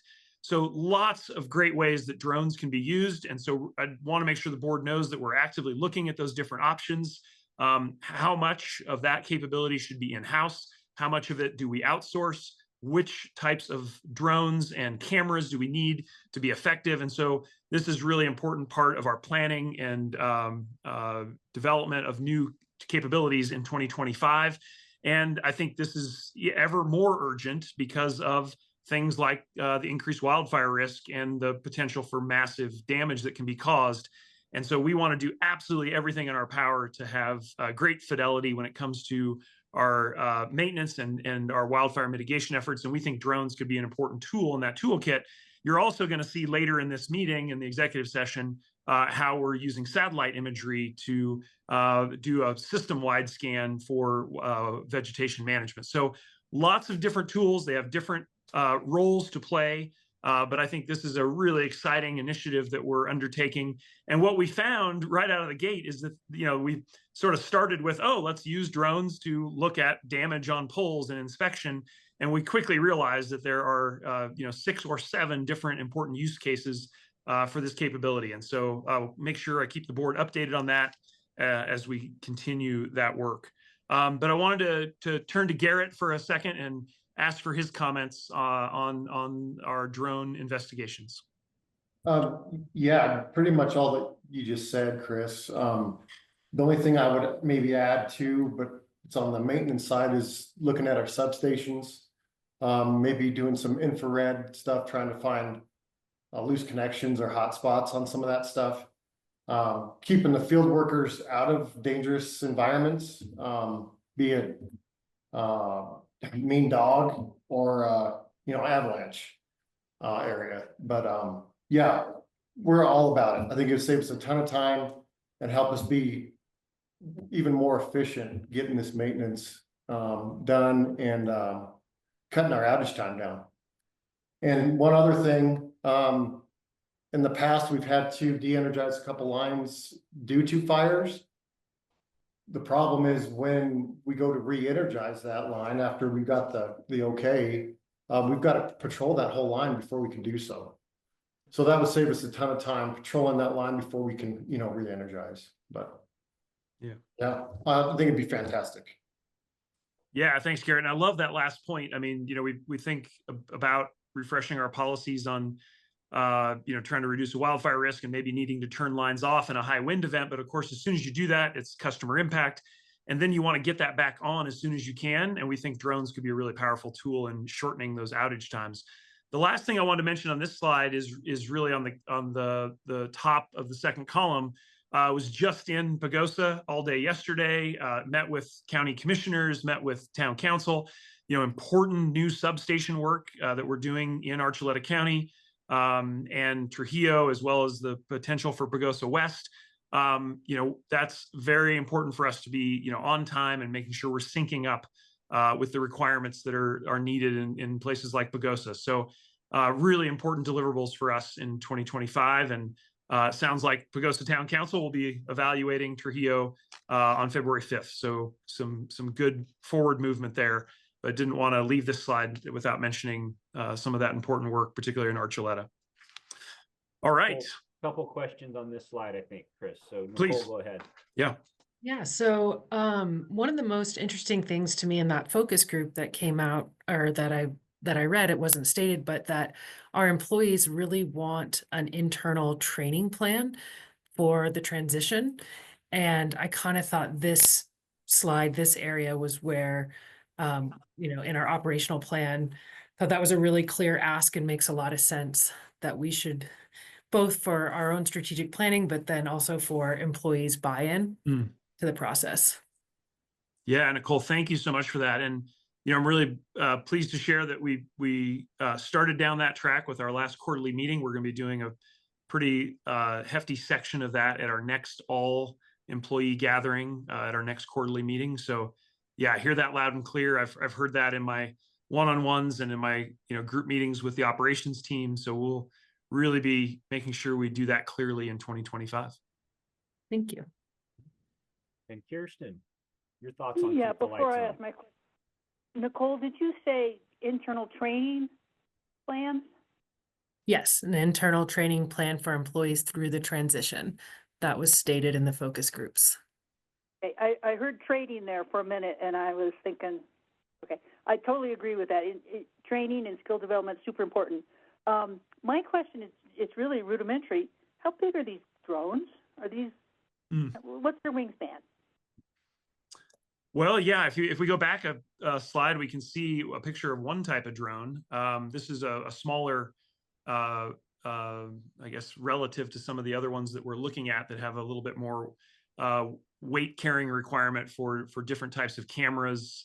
There's visual, infrared, LiDAR, different types of capabilities that we're looking at that would require a bit bigger drone than what you're seeing on the screen here. But you can see this one, is probably 2 by 2 square. Some of the drones we're looking at are more like 3 by 3 or 3.5 by 3.5. So that gives you a kind of rough estimate of how big they are. Yeah, I saw the picture, but because I didn't have the depth, I couldn't quite tell. So you think that's about 2 foot across what we're looking at right here? Yeah, that's about a 2 by 2 square, maybe a 2.5. But yeah, it gives you, kind of a 1 arm's length. Okay. Thanks. Yeah. Keep going, Chris. Thank you.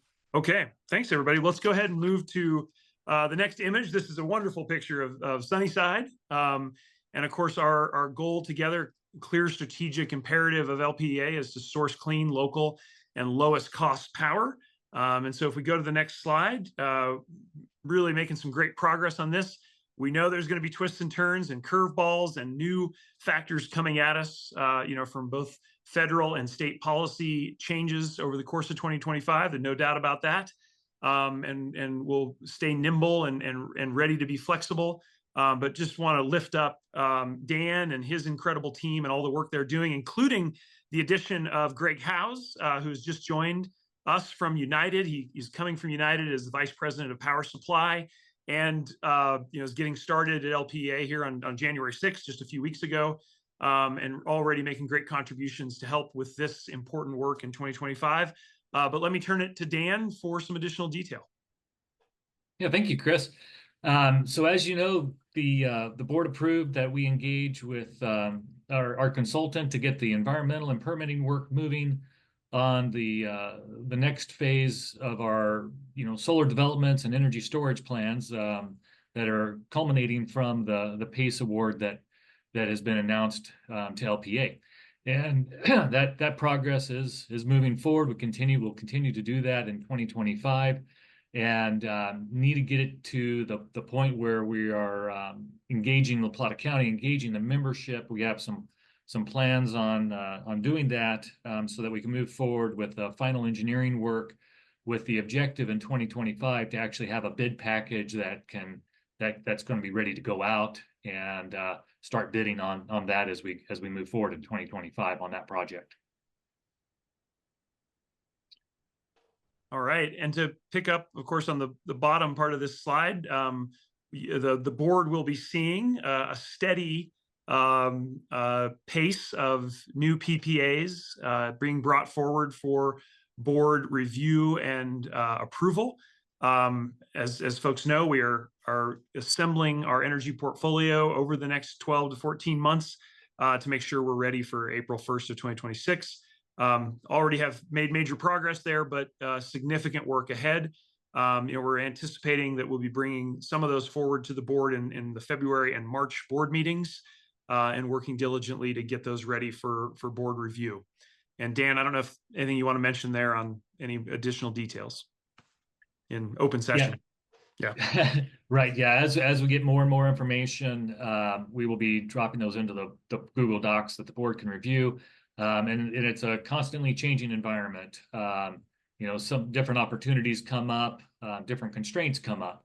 And I'm glad to have, as Chris mentioned, have Greg on staff with us now, trying to develop those processes, really splitting it up into that bridge period that we are definitely firming up at this point, and really focusing on making a competitive solicitation for projects as we go into the future that will start us off in 2029. All right. If we're ready for the next slide. It's a great picture of Emily and her daughter, and helping us to highlight how we are constantly striving to be a great community and a partner and a trusted community partner. And if you look on the next slide, the member education programs, helping to do outreach around energy efficiency, our rebate programs, of course, picking up on some of the topics that we saw in the focus groups around governance and making sure we have great channels for feedback. And this is really where I want to highlight a couple of different aspects for the board, especially in the wake of our focus group results. As we talked about during our board retreat, I really see the board not only as the fiduciary governance body for this incredible team and utility, but also as ambassadors for the community outreach that we're going to do together. And to Tim's point about multiple channels, I couldn't agree more. We now have calendared things like additional town halls in the first half of 2025, coffees with Chris, which we're going to be rolling out across 4 different areas, be asking you as board of directors to help me line up the right venues and timing for town halls in your districts, where and when, and helping us to do the outreach. I love the point made about the relatively small participation in some of the focus groups. And we are going to be asking you as board of directors members to reach out to your communities, to your districts, to help us increase participation in our town halls, in the coffee. That can become channel, newsletter.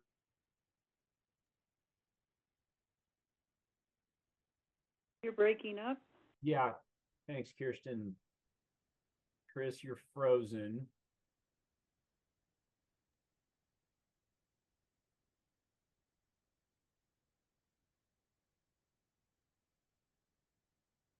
Hey, Chris, you're frozen.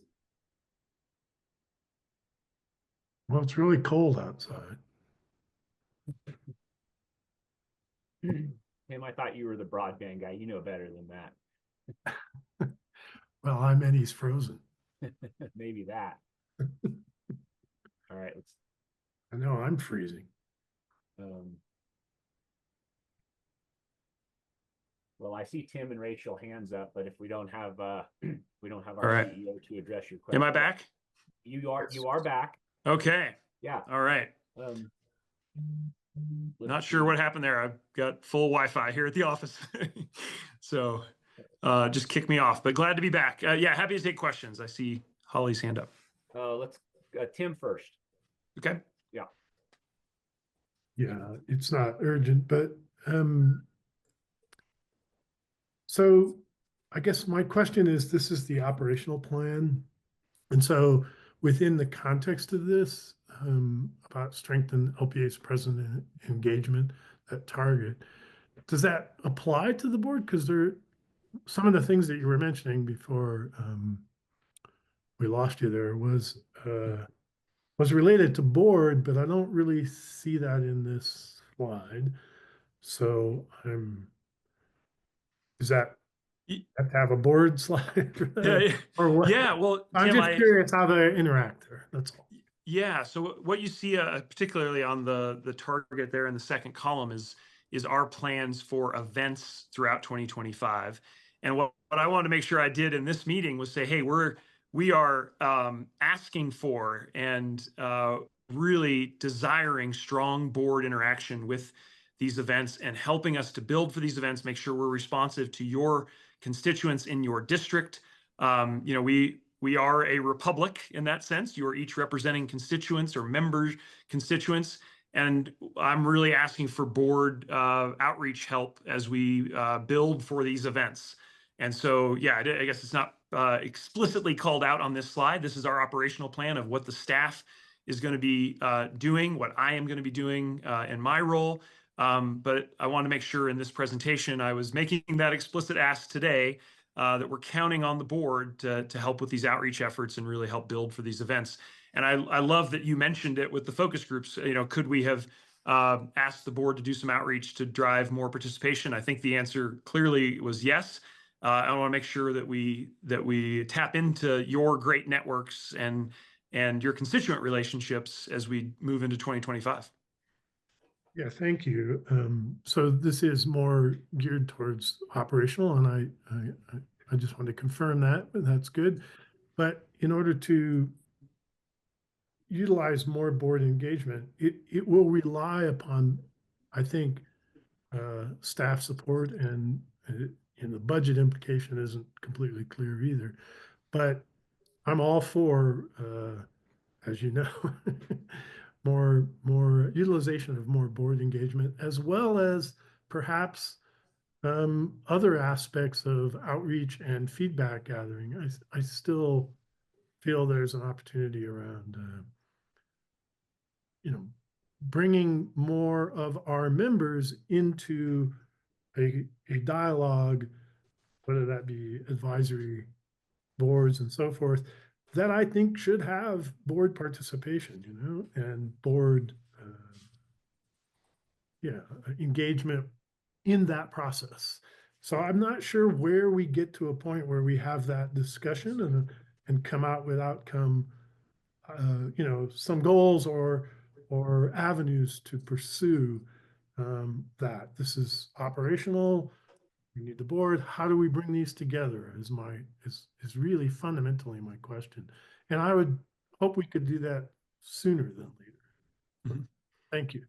Yeah, thanks, Tim. And if I may, just to make sure I've got a good understanding of your comments, I'm hearing a couple of different things there. One, potential for creating some advisory groups. It sounds like that was one of the things you have mentioned as a potential avenue for more engagement. And then how do we translate the summary here, the kind of 5 or 6 bullet points on this section? Amanda has developed a pretty robust document around this that we did share already with Rachel as kind of the board lead on engagement, and we're got some feedback from her already, and we'll be bringing that back to the full board. So there is a lot of kind of detail under the hood here, but I hear that loud and clear, and the board will be seeing more of that over the coming weeks. Yeah, advisory groups, I think, would be helpful, just to clarify that. I'm not necessarily insisting, but I don't see it anywhere. And I think there's a potential for that. And other avenues as well. I think a written plan is good, and it's a framework, but it's a plan.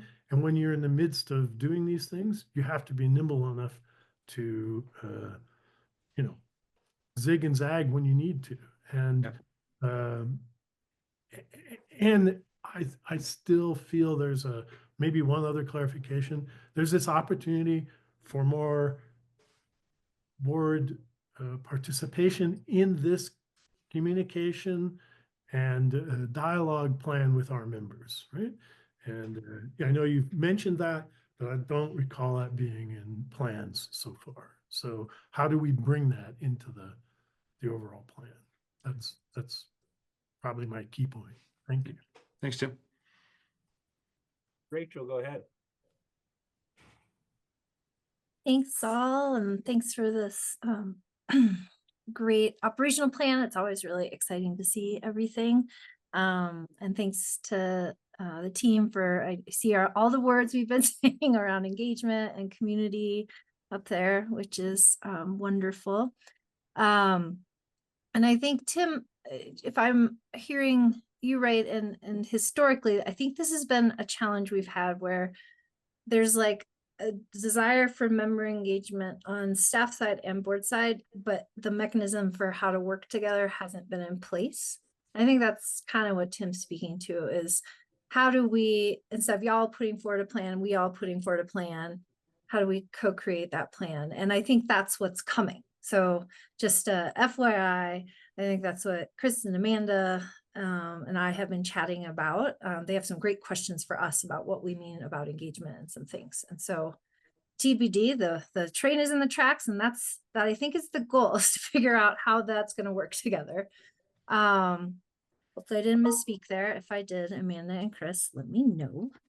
But I was just gonna throw out there, oh gosh, sorry, I have all these screens open.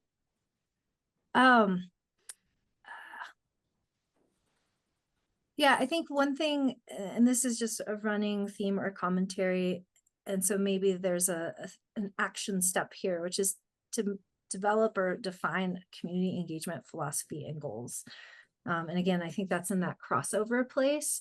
But part of maybe our concern when we see things like town halls is that the way we've done them in the past has been very one side. It's very much about us pushing out information, not about dialogue and things of that sort. And so I think if we have some of that bigger frame, so we say engagement, it means X, Y, and Z, then the mechanisms by which we're doing that, we can all rest assured that they're kind of aiming towards the same goals or outcomes. And then just one thing I was going to throw out there also, in the spirit of responding to the great input we got from the focus groups, very clearly the theme kept coming up about one way the members were seeing engagement was around making sure they felt heard and that their ideas were incorporated into decision making. And again, maybe this is in that overall engagement philosophy or strategy. Maybe it's an action step, it's a commitment. I'd like to take it up as a board to decide on this too, but could we have one of our commitments being, we will close the loop on all of our engagements, a closed loop communication, something about if we gather input, we always will commit to reflecting back how we're using that or what our response is. And I don't know, just food for thought, but just wanting to make sure we reflect and are learning from those focus groups and the great information they share. Yeah. All right. Thank you so much for that, Rachel. And I am right with you on that intention and desire for 2025. And I guess, a quick comment about, the town hall formats. I really saw these as, just very short formal presentations and updates from staff, but that they're really focused on addressing questions and concerns. That's kind of been my style of doing hundreds of these in my past life, and would love to bring that approach here. And then the other thing is the Coffee with Chris is really designed to be informal listening sessions. And of course, whenever I do one of those, I would invite the local district directors to join me. So but I hear that desire for more chances to listen and learn from our members. Thanks, Chris, and thanks for that clarification of how you see these different things. I really appreciate you hearing the piece around more conversation and dialogue, and that can happen. Chris and Tim, your hand's still up. So what do you got for us? I forgot to just acknowledge that this slide does reflect some of the input I think that we have been giving, and I'm particularly pointing out the strength of communication with members through multiple channels. I think that, and the other target that I mentioned before, I just want to acknowledge that this does reflect input. It's not devoid of that, and then we're trying hard to come to a way to be better at our communications. And I particularly like the implement a targeted campaign to increase voter turnout. I know that that's a really key point, and it also provides some really good opportunities for, like I say, the ultimate focus group. To get as many people voting as possible reflects, I think, one of the better reflections of what our members are thinking. So thank you, and thank you to the staff for putting this together. Okay, great. Onward, Chris. Okay. All right. There'll be a familiar picture coming up next.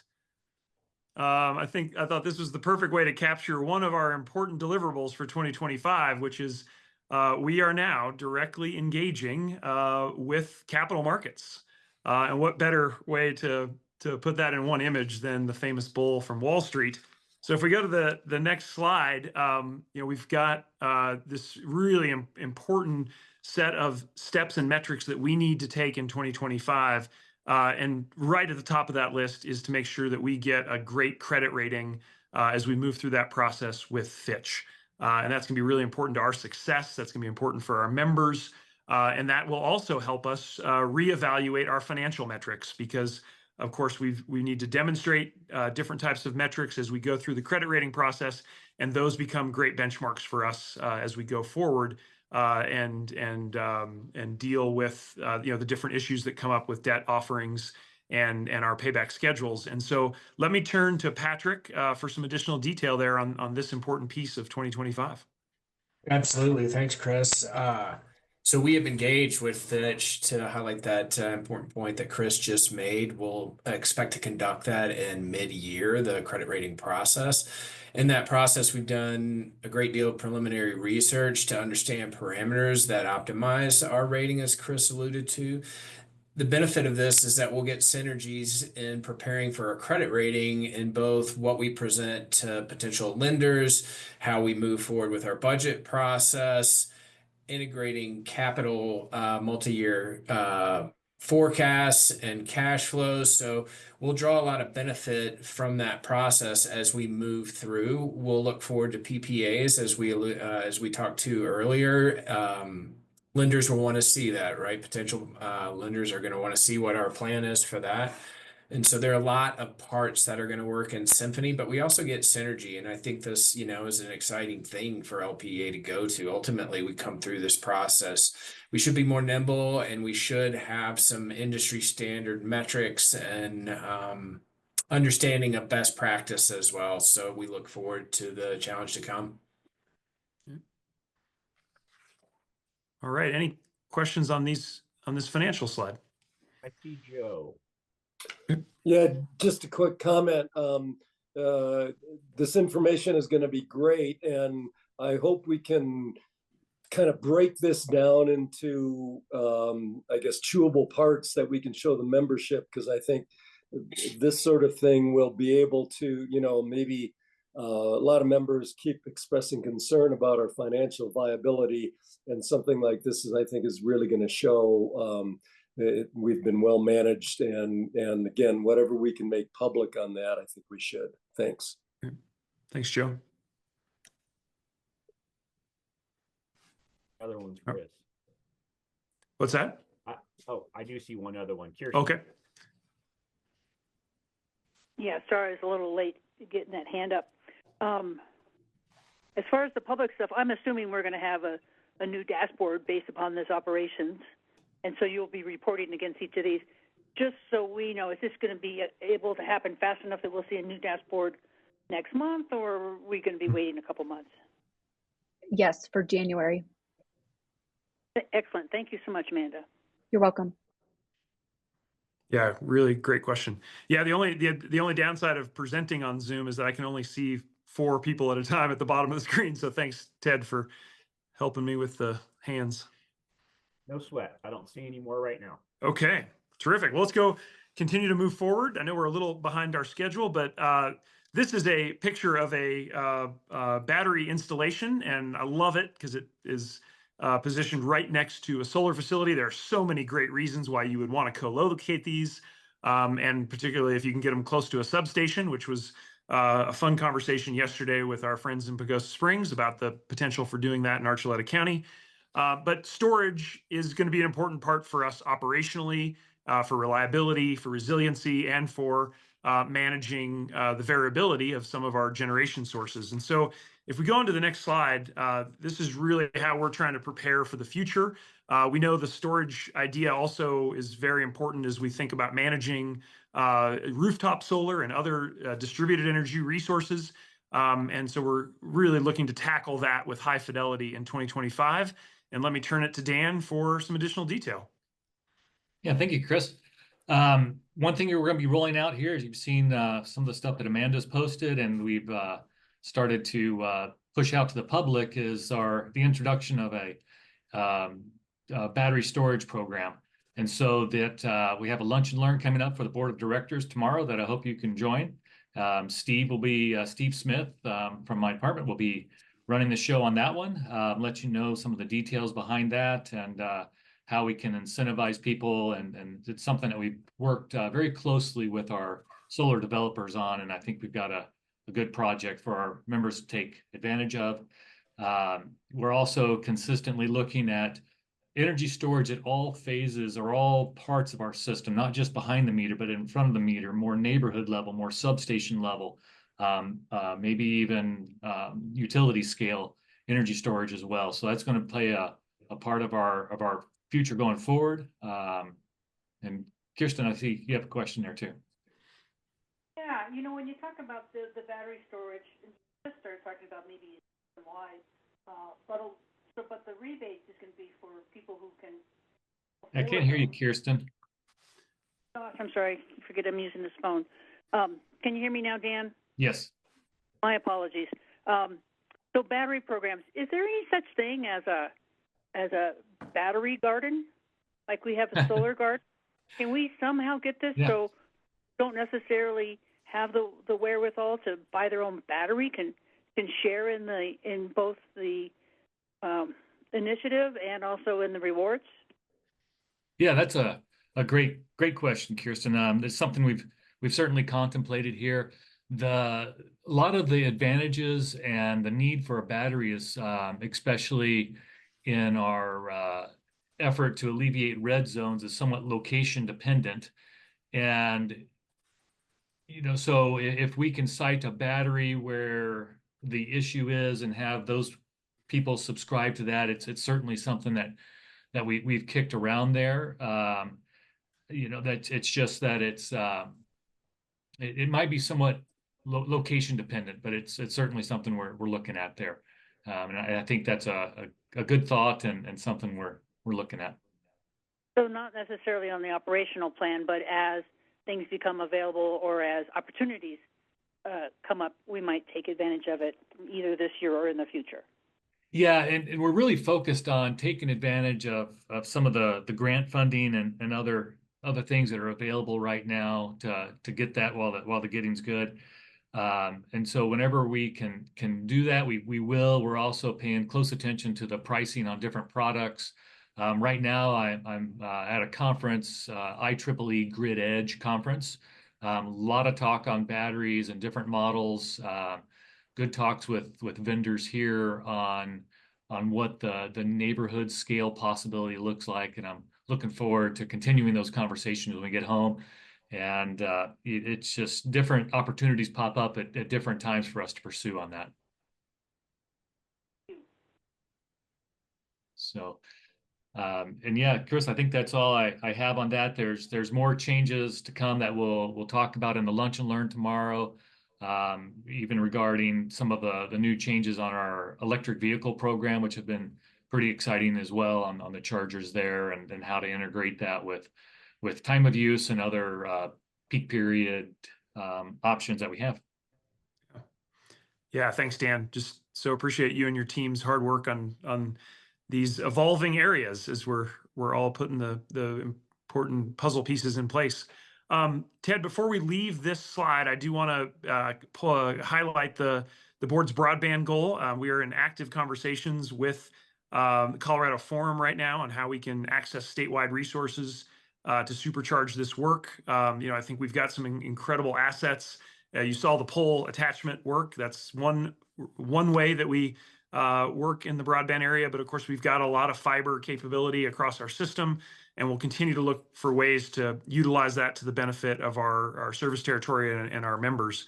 And so want to make sure to call that out. That is an important part of 2025 as well, is maximizing the value of those assets and making additional investments where they make sense for our members. But just the great example is as we complete the construction of the updated line between Durango and Pagosa Springs, that includes additional fiber capacity. So some great opportunities in 2025, and we're be working hard to take advantage of each of those. Super. All right. Yeah, go ahead. End of presentation. Well, yeah, just the last slide. Always good to end with cows actively self-actualizing on a beautiful grass field. But I love this last point. You know, we are, if you can't tell from this whole presentation, I'm excited about it. The team's excited about it. We are working with the board to create our own destiny and to really deliver for our members. And 2025, as I said at the beginning, is a critical year for this. You can tell we've got a lot on our plates together. But I'm just so confident in this team and the great expertise and passion that the entire staff of LPEA is going to bring to these challenges. And I'm feeling so confident that we're going to have a great 2025. So thanks for letting me walk through these operational plans with you. As always, love to hear feedback and any additional questions as they come up. But thanks for carving out time at this board meeting for this presentation. Thank you, Chris. Thanks a lot. I mean, super exciting to see that. I'm sure I speak for the rest of the board. I see some hands going up. I want to address an agenda item. So first off, I'm going to look for tacit approval that we move board action to all of board action, right, which we are behind on agenda schedule, to essentially after section 8 on the agenda, after any board action resulting from executive session. Do I have any objections to that move on the agenda? And I can't see everyone's hands, so say something. Yeah, can we just double check that nobody like raises their hand in objection? Maybe whoever's sharing could stop sharing for a second just so we could visualize everybody. All right. And assume, David, that your hand is raised in question, but that is an assumption. Do we have any objections? Everyone okay with moving that board action? Okay. And then Chris or Graham, do you know about attendance for Matt? Is he on schedule? Do we need to kind of try and He should be on schedule. What he indicated to me, he would be here at 10:10 or 11:10. Okay. Then I don't want to push away from this without getting any questions. But we probably also are going to need, we'll try and grab a break between public session and executive session, if that's okay. And we'll take the next few minutes to entertain questions coming out of Chris's presentation that he just gave us. So those hands that were up, I assume they still want to be up. Anybody who has follow-up questions on the operational plan, fire away. David, I see you. Yeah, you said to keep into the weeds at the very end, and these are a couple weed comments, questions. First off, thank you, Garrett, on the drone work. That's very critical. And this is probably for Drew. A few years back, DOD released a paper on drones that had Chinese software. Duke Energy had like about 12 huge drones that they pretty much trashed because of the Chinese software. And I just want to put that out there that hopefully we're looking at that and make sure that the software is competent due to what they're inspecting, especially our infrastructure and our substation infrastructure. So putting that out there. The second comment, or go ahead, Drew, if you had a. Just going to say, I appreciate the comment, and we do look into that on all the technologies that we invest in. Great, I appreciate that. I assume so. I just want to put that out there. Second one is probably for Dan and maybe Elizabeth on the tabletop scenarios. Critical circuits. One of the critical circuits would be, as you saw on the California fires, to the water pumps to get water to fire hydrants. I know in my neighborhood we have a water tower at the top. It's full most of the time, but if we had a fire incident, we need to be able to pump water out of the river. I'd like to make sure that's addressed as critical circuits.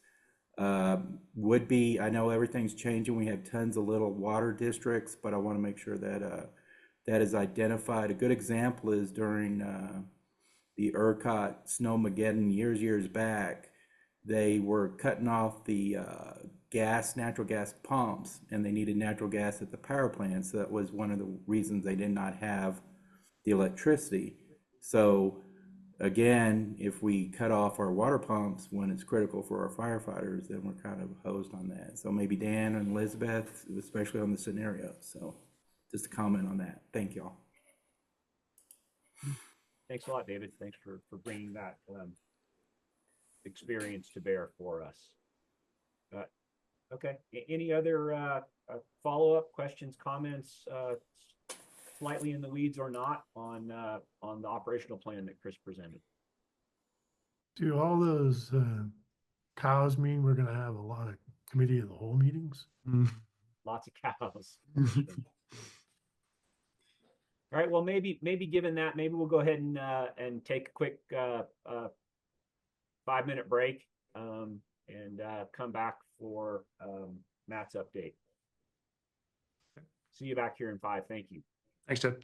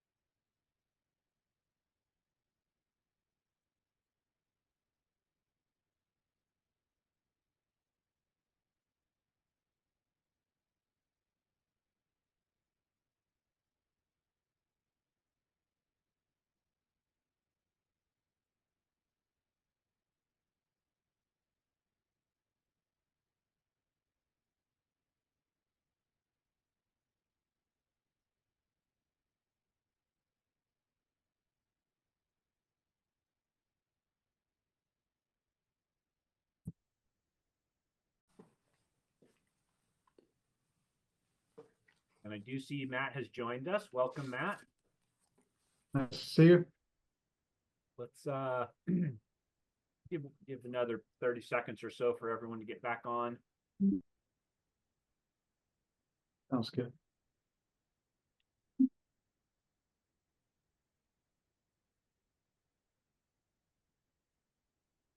Okay, looks good.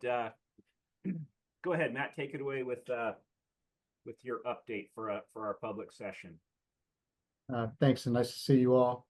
2 updates, both on the FERC front. The sleeving matter, which is an ongoing case in front of the settlement judge at FERC, appears to be moving towards a resolution. So that's the kind of first piece of it. Kind of talk about what our role is in that in the executive session.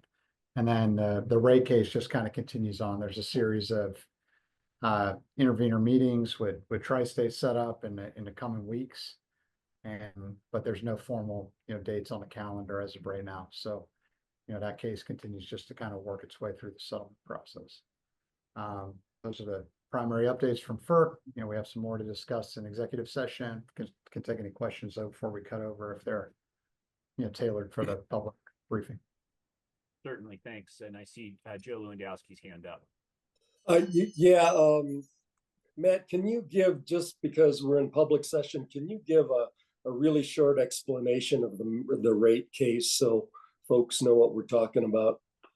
Yeah, so, Tri-State, backing up a little bit, Tri-State, when they initially became FERC jurisdictional, brought forward a stated rate, which is essentially the same thing as what Tri-State has historically had. That case ended in a settlement. As part of that settlement, there was something called a comeback filing, that was on a specific, date that they had to file, which was last year. And from there, they filed a formula rate. So what they're trying to do is move their rate from being a, specific rate, like in the form of A37 or the type of rates they used to have, to more of a formula rate that adjusts year over year. So that's what's going on in that case. It's kind of a change in, rate making methodology, that Tri-State's members in the future will pay, if it's ultimately approved. So that's what the thrust of that case is. And we're involved at this point because.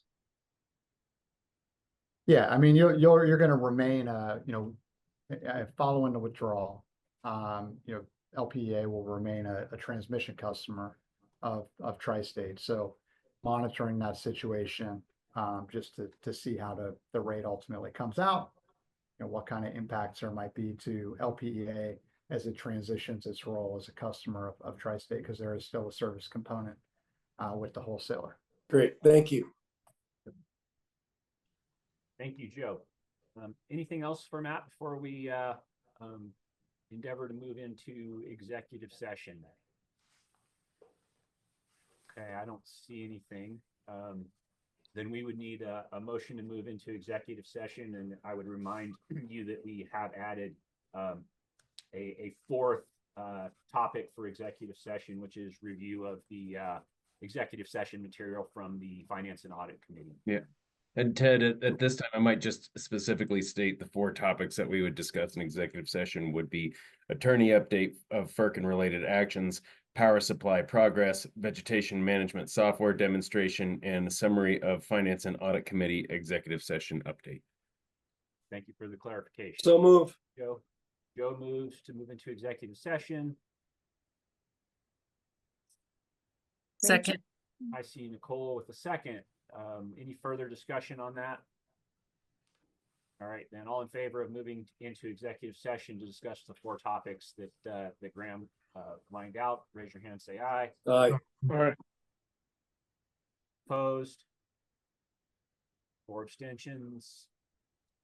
Okay, then we will be moving into executive session. Ready to go find your link. I'll see you on the other side.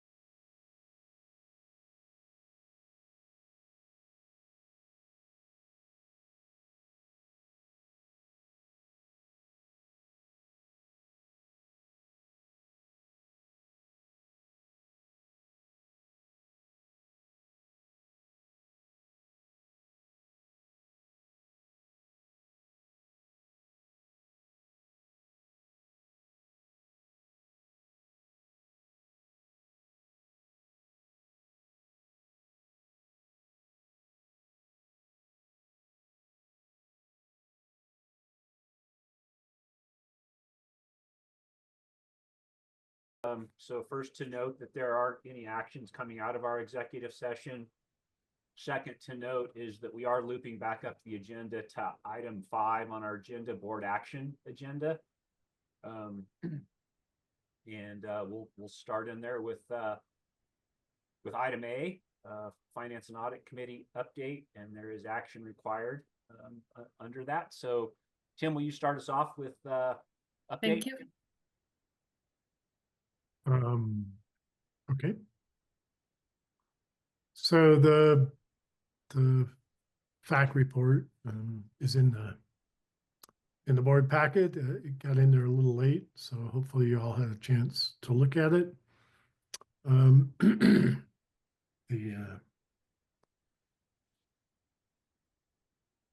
The action coming out of it, is that we looked at the unclaimed capital credits and made a recommendation to allocate those. I think there's also a resolution or a motion that was also included in there.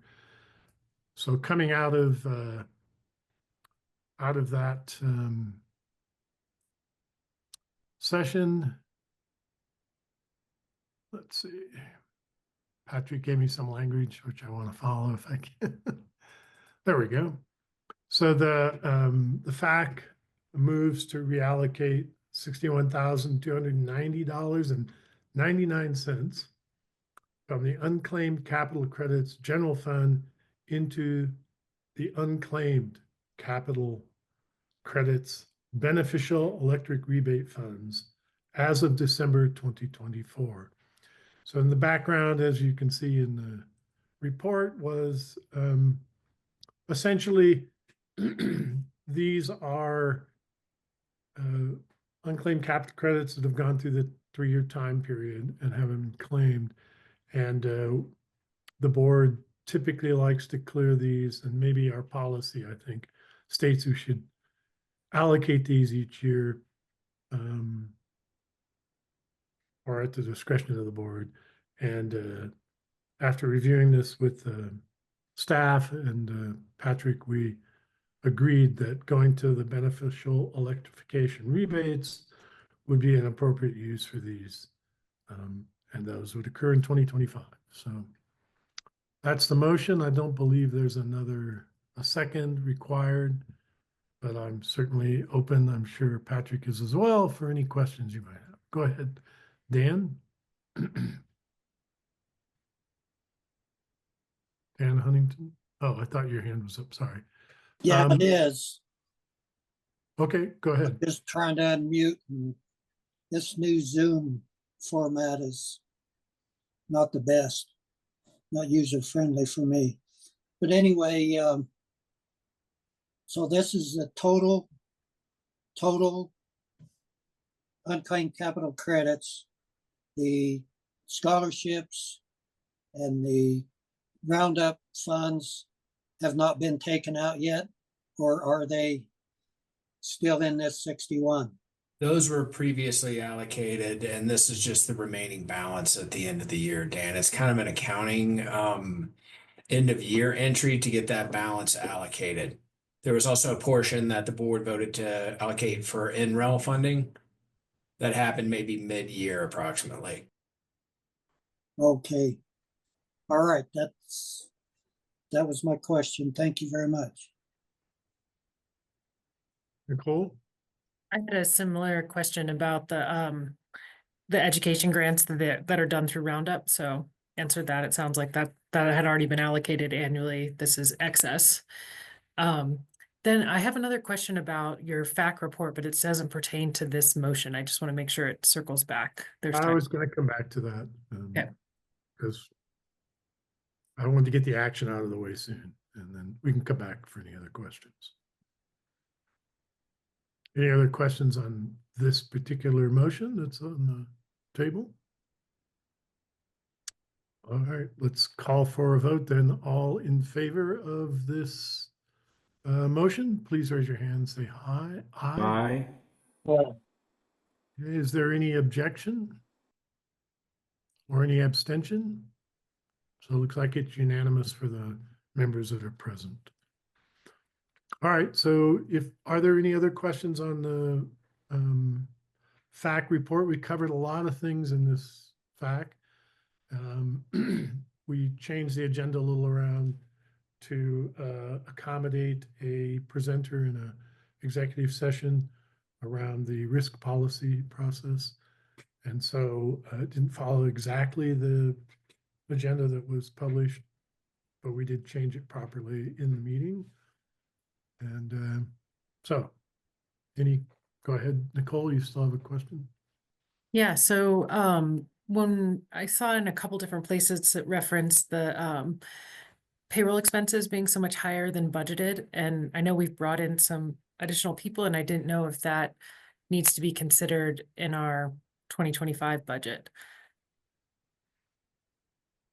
The primary driver of payroll variance was actually from payload in the form of medical insurance costs. That was a big piece of it. Almost 350,000 approximately, Nicole, of that driver. Then you also had the $250,000 negative delta in revenue, and so there's a aggregate of other drivers that make up that additional 100 and some odd thousand in cost spread. And as far as additional employees, we did budget additional employees for 2025, so that will show up in the January report as far as that budgeted expense. Thank you for that explanation.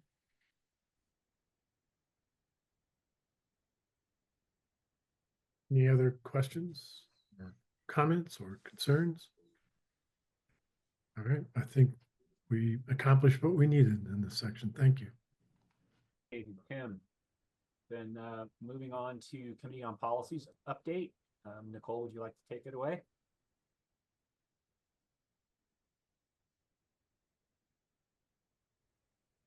You're muted, Still Nicole. on mute.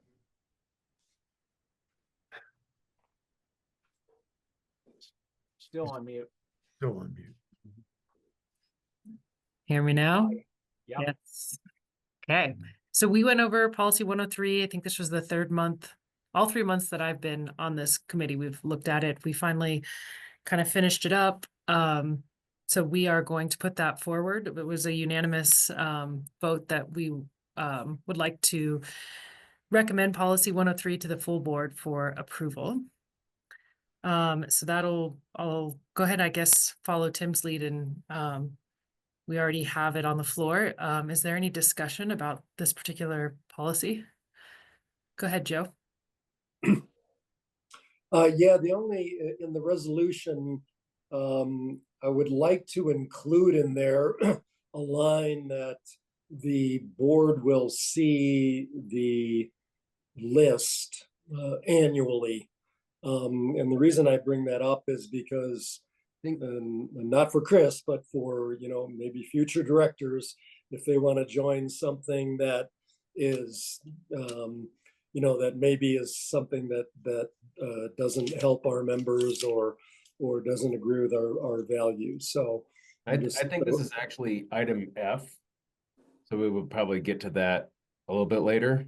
I think right now we're looking at the amendments to policy 103, and I believe referring to resolution 2025-1 CEO authorizations. Just trying to keep us. Yeah. But to be fair to Joe, it is in both places. Yeah. Spent some time going over it, and that's why in my report you'll see I included, because I was like, I don't even know what groups we're all part of. So Graham provided that upon request. So Joe, I think I think that the way that the policy reads, it allows us that authority to ask for that list. And when we discuss the resolution later, we can decide if we want to add something in there specifically. Okay, go ahead, Kohler. Yeah, I've got a question on one part, and so this would be on page 120 of what I got, 233 in the board doc. It's also on page 5 of 13 of the policy, and this is the clean part. So under C operations 1B, that last sentence, it says the CEO shall notify the board of directors of NDAs that concern board information and decisions, either at the next regular scheduled meeting or through special notice, comma, if necessary, of any NDAs executed on behalf of the cooperative and provide a copy of the executed document. And so one thing is the commas. In the red line, right after special notice, previously there wasn't a comma, and my guess is it really doesn't belong there because that can really change what the if necessary is referring to, if it's referring to the special notice or if it's referring to of any executed on behalf of the cooperative. And if that's the case, I think we need to define who decides what is if necessary. So, and the other thing is that I'm actually getting a kind of a contradictory in this line, because the first part makes me feel like the intention here is that the only the NDAs that the board discusses, has board information on, will be presented to the board. But the very last part of that is of any NDAs executed on behalf of the cooperative. So I'm not too sure exactly what the intent is here, and if we could maybe clean this up. And again, that comma. Yeah, so just a little backstory, Kohler. There was, in the previous iteration of this policy, it had said that all NDAs would be shown to the board. And we brought up like, hey, I've never seen an NDA actually. So then we're like, well, we sign NDAs all the time, and a lot of them, you know, aren't really necessary, don't really fall under our purview. So we wanted to keep some authority with things that were relevant, but not having a statement in there that was just something we don't do at all. So I think that's probably what happened is we tried to clean it up and then it's not quite right. Graham, do you think? Yeah, so my suggestion might be is that, because that's kind of what I thought, is that just we deal with the ones that involve the board. So possibly we might think about after, if necessary, then just comma and provide a copy of the executed document upon request. So we take out of any NDAs executed on behalf of the cooperative.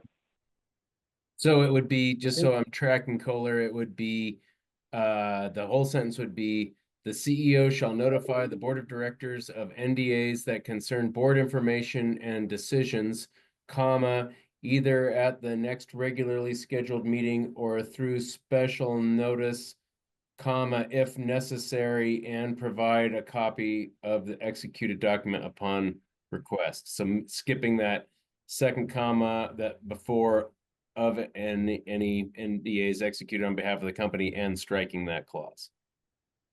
To me, that makes more sense. That kind of gives a clearer thing of what the board gets to see. So that's just a suggestion on my part. I think that makes sense, and I appreciate you bringing that up. I believe it could still be done as a amendment to the resolution we're currently considering. So I will make that amendment then. Yeah. So Kohler, I understand you to be moving to adopt the changes to 103 as presented, including the additional change that you have just recommended. Yes. All right. So I see her second. Then so we should have discussion on this motion to amend. I don't see any. Should we proceed to a vote on? And so we would be ending discussion, approving 103 as presented, plus this one change.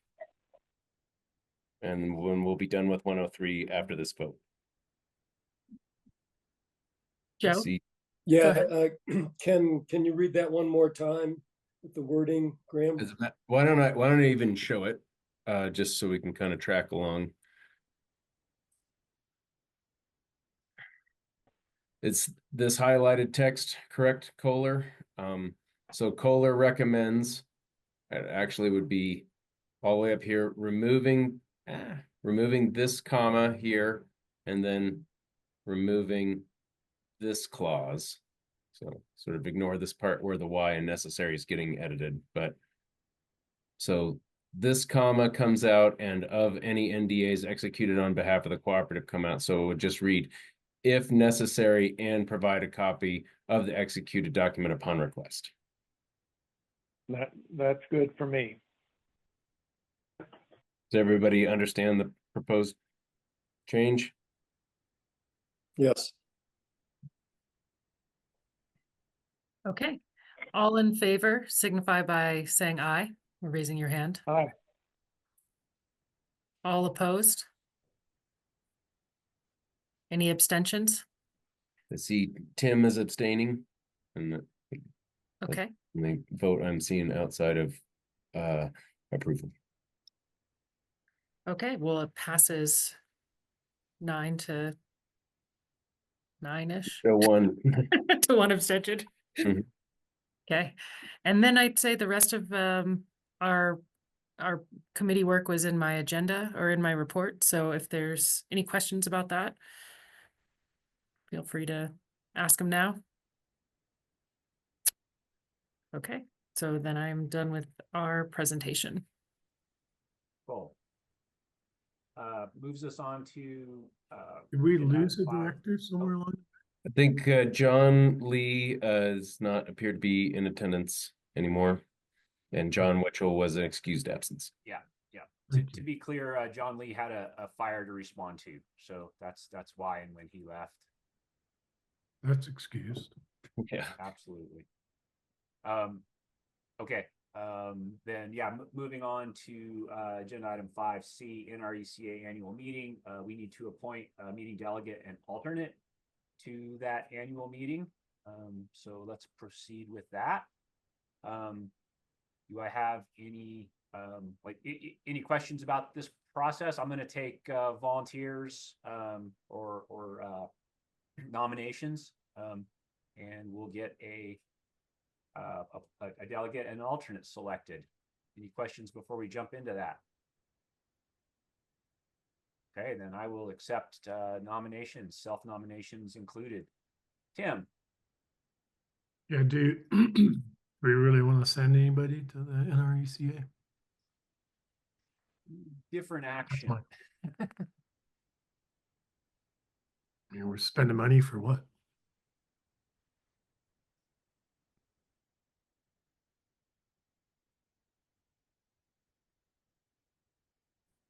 I suppose the threshold motion could be to move to not send any delegates. That's a new one, threshold motion.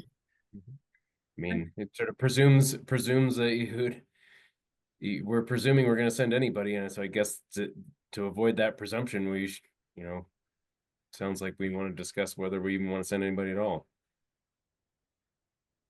Yeah, I mean, it seems like a fair and reasonable motion. If So made. okay, Tim has made a motion, and just to be clear, the motion is to send neither a delegate nor an alternate to the NRECA meeting. Yes. Second for that. I got second from Joe. Okay, we can have discussion on that motion.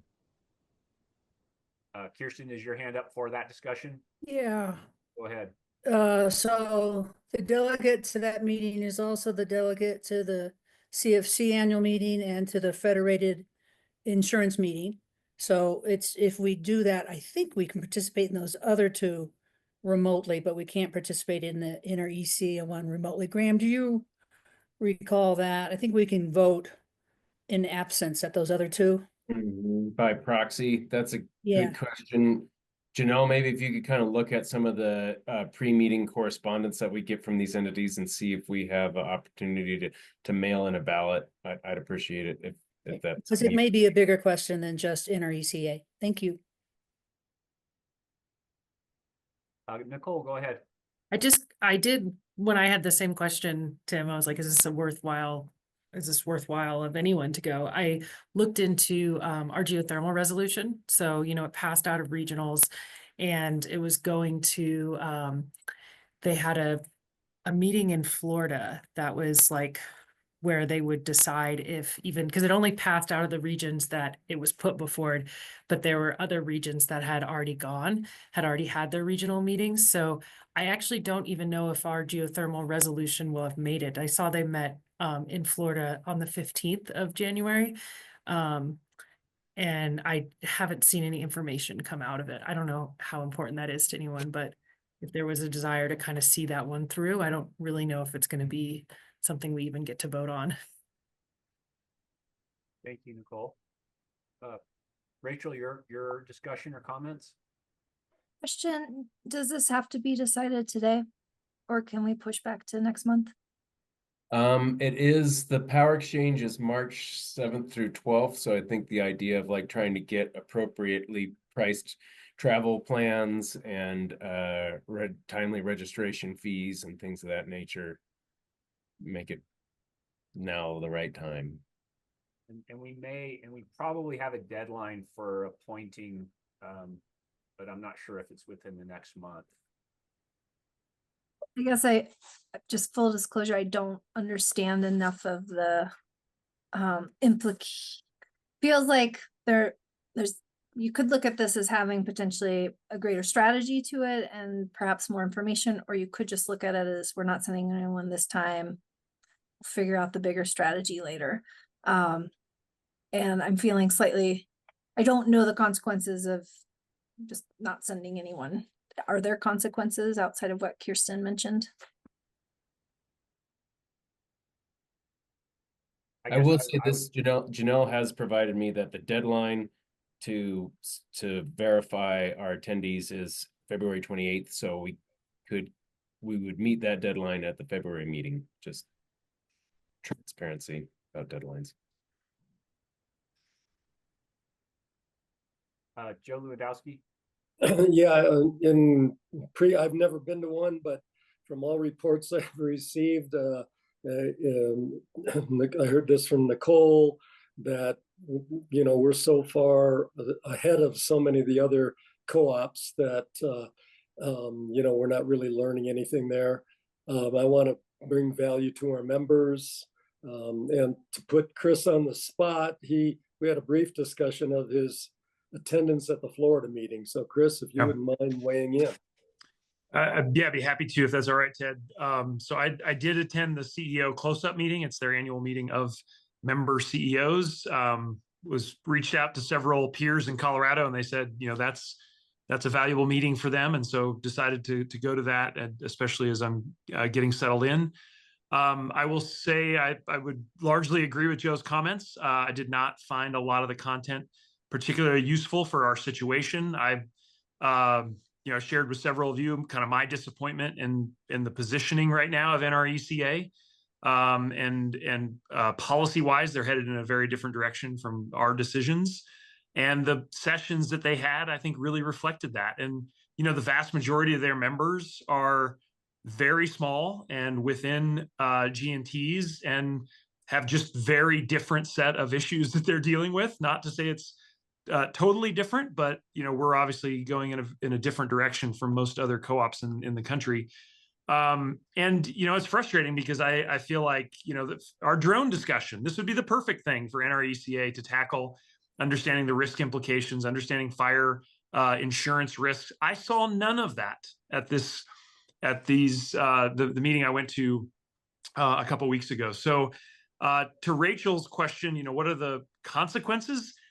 I don't see any direct consequence. It's just, we wouldn't vote on a bunch of resolutions, and many of those resolutions are not very germane to our situation. So I don't see a lot of downside here if the board decides to not send someone to this meeting. The last thing I'll say is that the power exchange, as I understand it, has a very large vendor focus.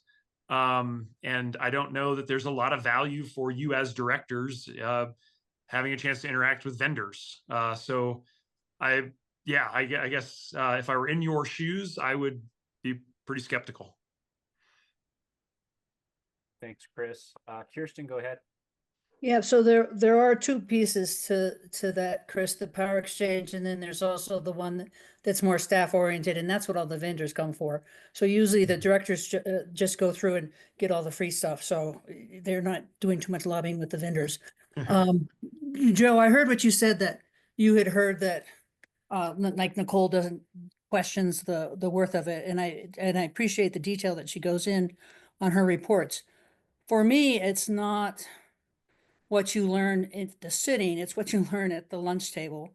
And also, it's also being that vote against. It's the number of hands that get raised. Well, it's the clicks that get clicked saying, no, I'm not for this. And I still think that's important. I still think it's of value.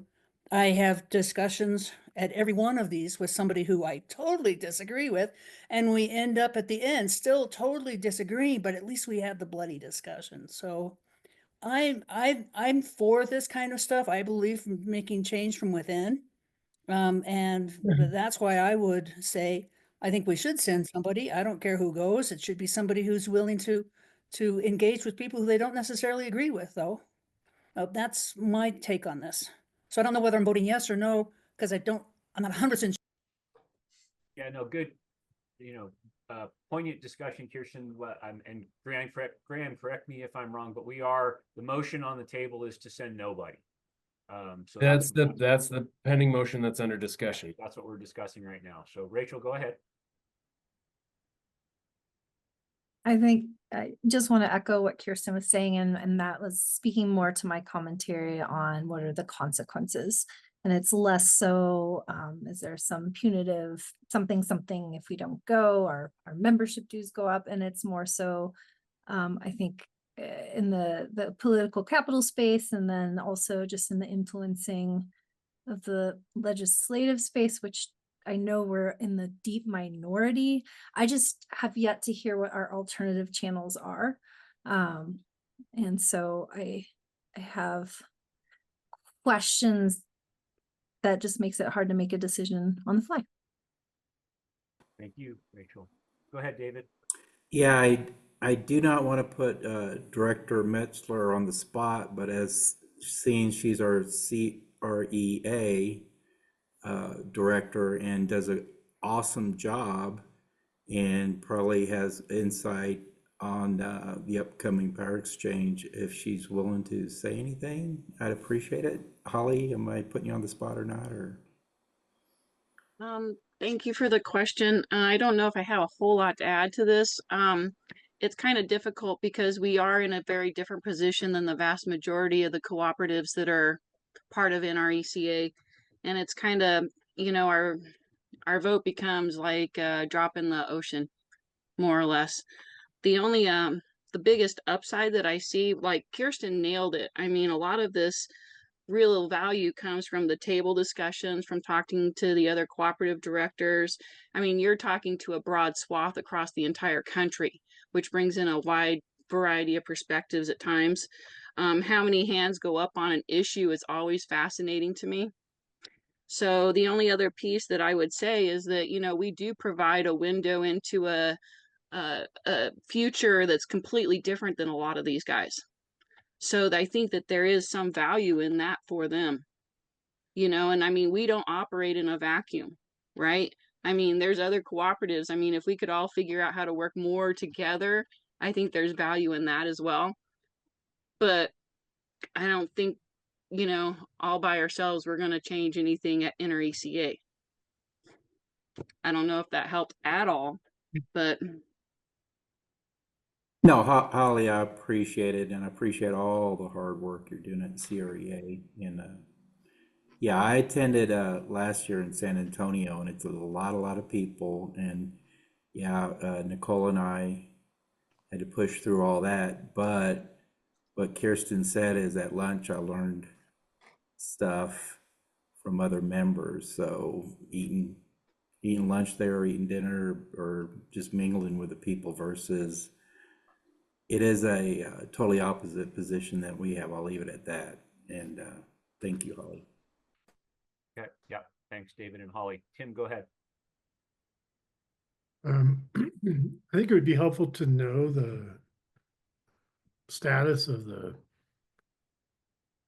motion or resolution, I guess, that we had put forth before maybe making a final decision on this.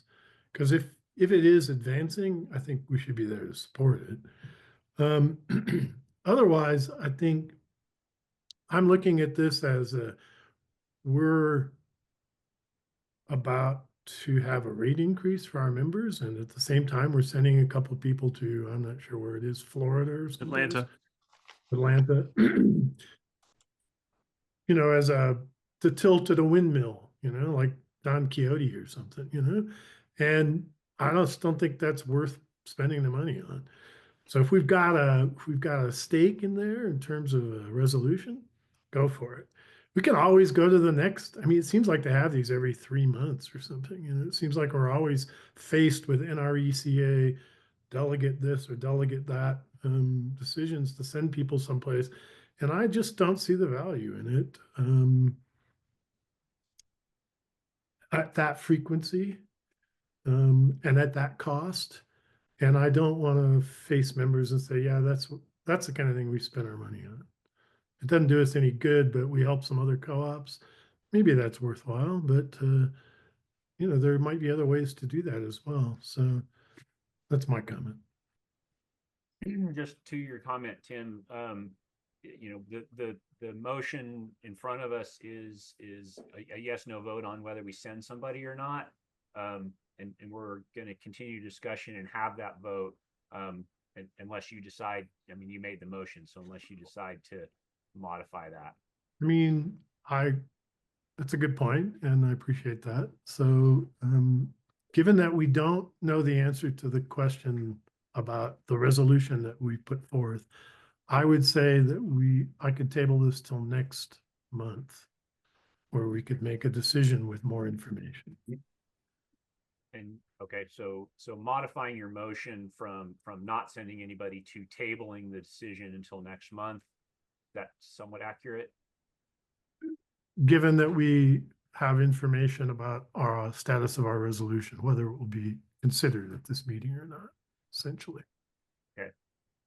And I think I seconded that, so I'd be happy to second Tim's modification. Graham, are we doing that okay? Yeah, so Tim, as the moving member, is modifying his motion to instead of not send a member, to table it. Am I correct? Just to make sure I'm following. Okay, yeah. So and it sounds like that has a second. So that is now the pending motion. Yeah. So motion is to the motion on the floor is to table our selection of the NRECA delegate and alternate. And I guess we didn't specify this until next month.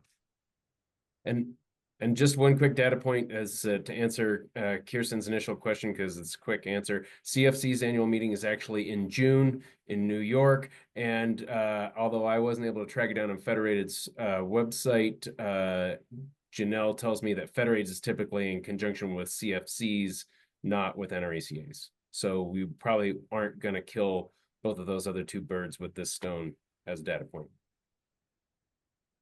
Okay, thanks for the additional clarity. So okay, sort of last call before we vote on the motion to table. Yeah, Joe? Yeah, sorry. Yeah, that's all right. So, but we said there are deadlines involved and travel expenses, so we're just gonna, I guess, eat that. Is that what we're doing here by going to next month? I mean, I would say, Joe, that if we're within their registration deadline, I don't think they're going to have like a late registration penalty for us or anything like that. And I would presume that their attendees discount, I'm sure there's an attendees discount for the lodging and stuff like that, that would be good through the registration date. So I wouldn't think any of that's at jeopardy. Really, it's just how much is the cost of a flight going to change between now and our February meeting, which is probably not particularly significant. Thanks, Graham. Is that good for you, Joe? Yes. All right. Anything else before we go to vote? So we're voting to table this motion, this selection. All in favor of tabling until next month? Any opposed? Opposed. Joe, got it. Any abstentions? Okay, motion passes. We will bring this back onto the agenda next month. moving along to Election Supervisory Committee. We need to nominate members for districts 3 and 4. I think we've made some progress on that since last month. Graham, can you guide me a little bit here? Yeah, sort of pulling up the information. I circulated the information on each of the potential nominees to each of the district directors and received affirmation from all of them. It might be sort of streamline the process if I was able. Hang on, can I just pull everybody's names up? We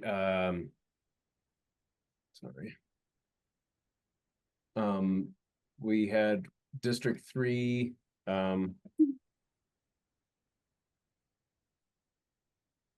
as Lisa Self is the nominee brought forward by the District 3 directors, and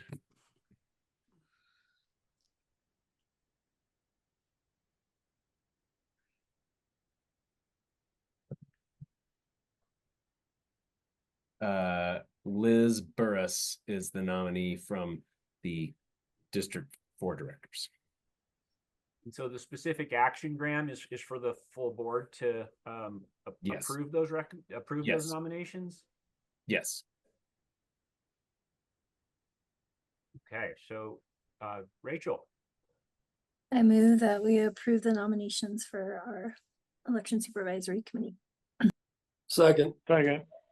Moved and seconded. Any discussion on this?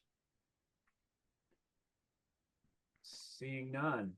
All in favor of the motion to approve Lisa and Liz as the District 3 and 4, raise your hand and say aye. Aye. Aye. Any opposed? Or abstentions? All right, passes. We've gotten that done. Thank you very much. We are moving on to item E, 2025 annual meeting online voting. And we have a resolution in the packet from the board. Probably best thing to do, start off with a motion to approve the resolution. Tim, thank you. I move to approve resolution 2025-02, authorization of electronic ballots for the 2025 election and annual meeting.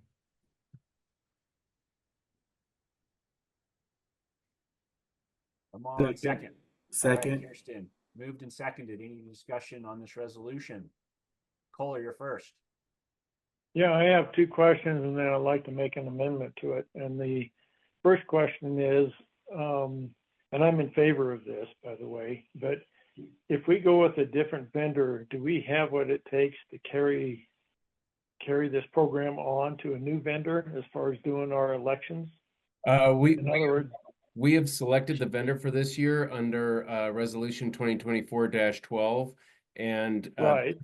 This is only a 1-year authorization. So next year we would have to reaffirm if you want to use electronic voting again next year. So if next year we pick a new vendor, we would also have a new authorization. Okay, because that kind of ties in with the amendment I wanted to make, because I hate to vote for just 1 year to do this and have to discuss it every year. Can we not do this going forward instead of just for 1 year, no matter who the vendor is? Let me take a quick look at the bylaws and see.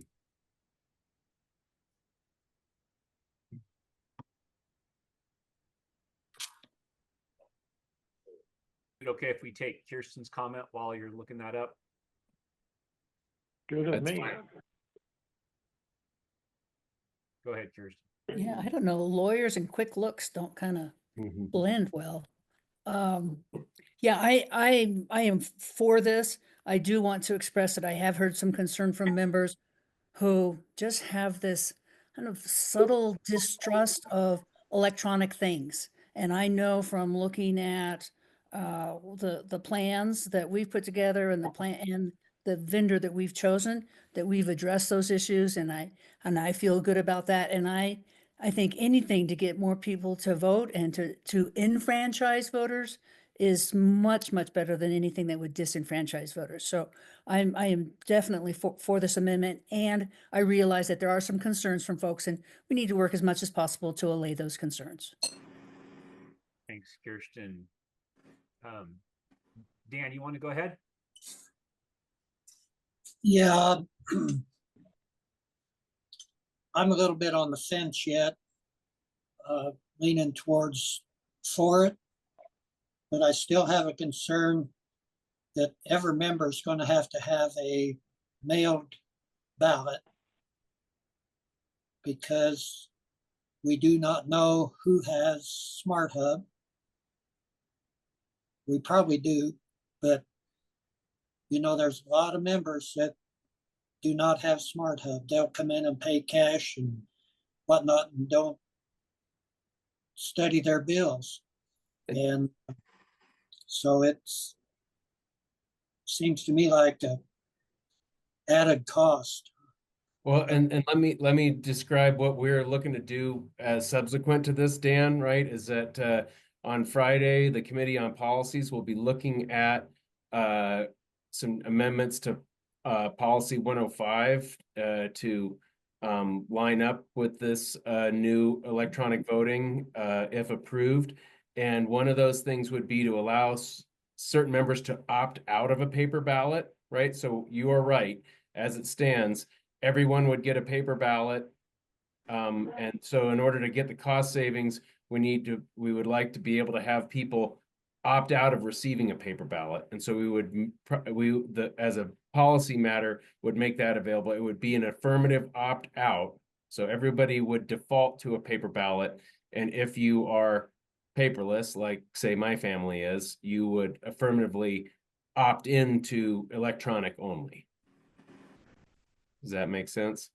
Okay, seems like we're getting the cart before the horse here with that policy change, but well, anyway. That's why we have to get through this. So if this doesn't go through and there's no electronic voting, then there's probably really no need to amend those aspects of 105.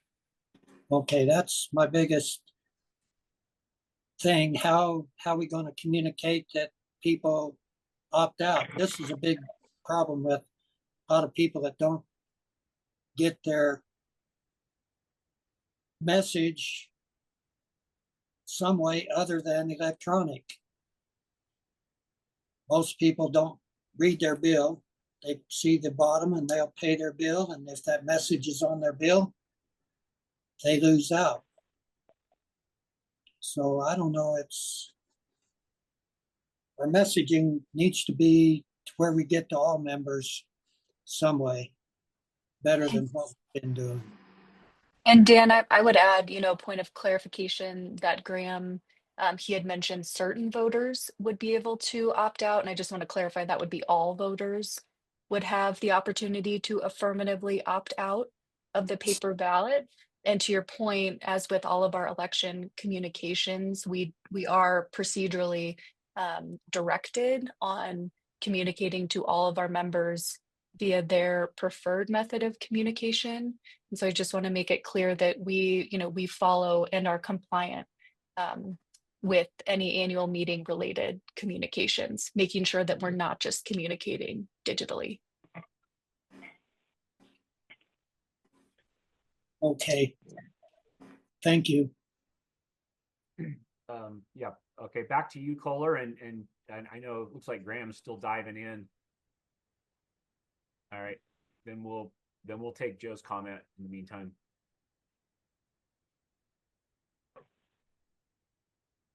You're muted, Joe. Sorry. There you go.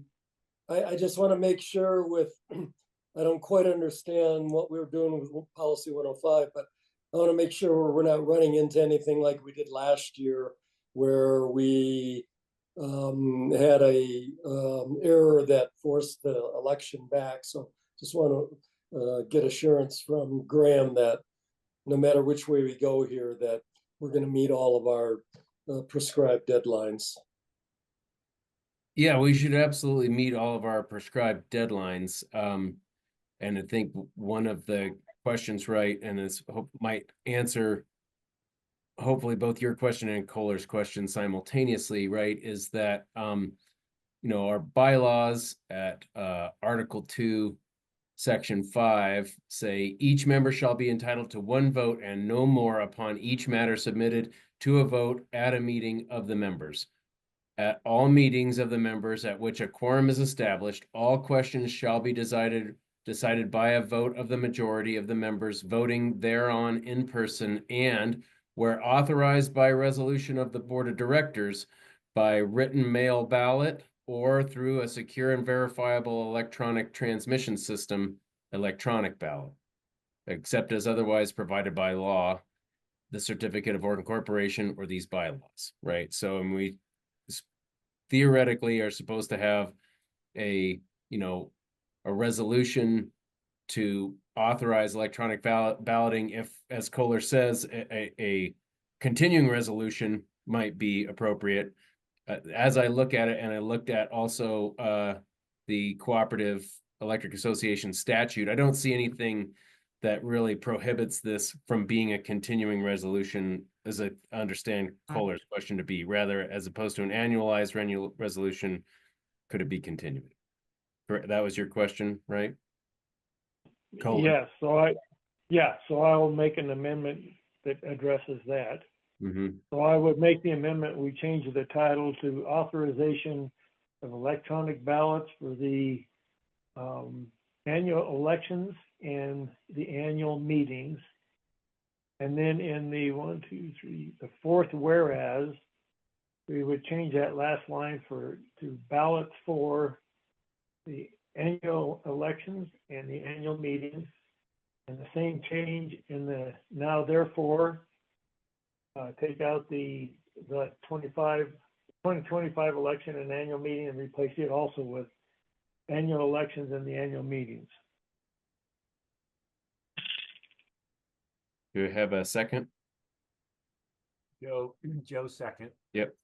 So now the question is approve it pending the amendment. With those modifications, with the amendment that Kohler suggested. Okay, discussion on that before we go to vote.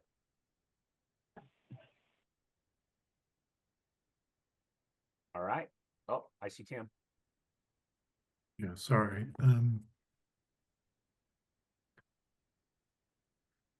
Did we just vote on that amendment? Is that what you're asking? No, we're about to vote on the resolution as amended. Okay, so Kohler made the original motion. Is that correct? And so he's amending his motion? No, I didn't. I made the motion, right? Yeah. So so do we have to have a vote on the amendment? we'd have the vote on the amendment and return, or we could have the vote on it as amended, and if it fails, we would have sort of automatically return to the underlying motion, right? So I think fair enough. Let's the subsequent motion is to vote on it as amended, but I think we could phrase that as to accept the amendments, which would not obligate you to vote for it as amended, right? If that makes sense. We want to bifurcate this.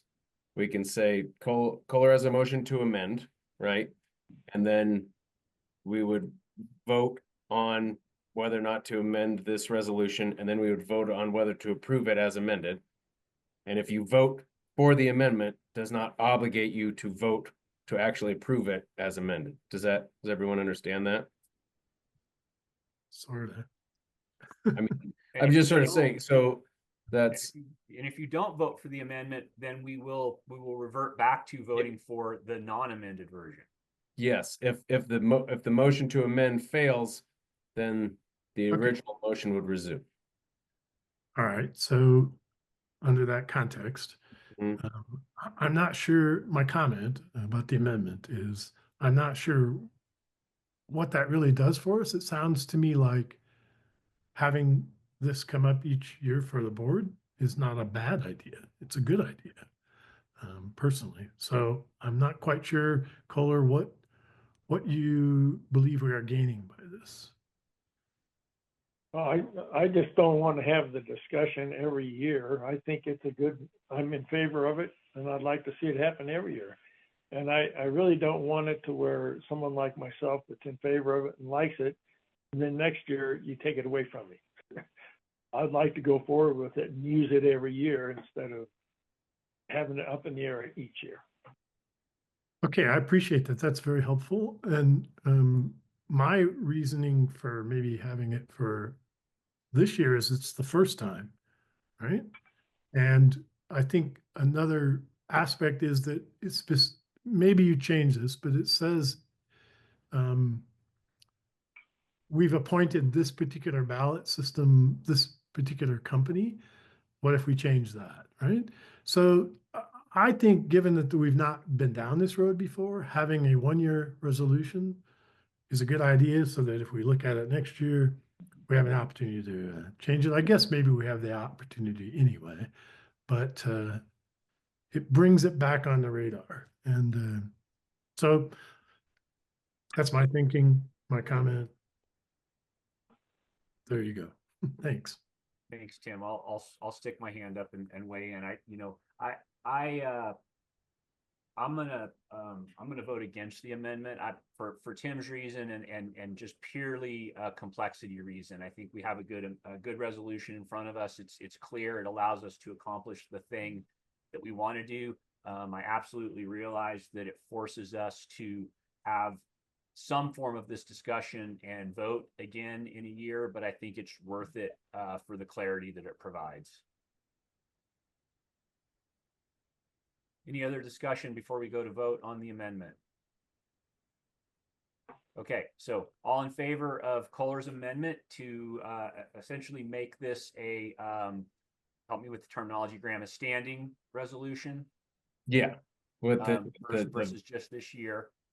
So that's what we're voting on. All in favor of that amendment, raise your hand and say aye. Aye. 1, 2, 3, 4. I'm going to say Kohler, Dan Huntington, Joe Lewandowski, and Holly Metzler are in favor. Did I capture everyone? So 4 in favor.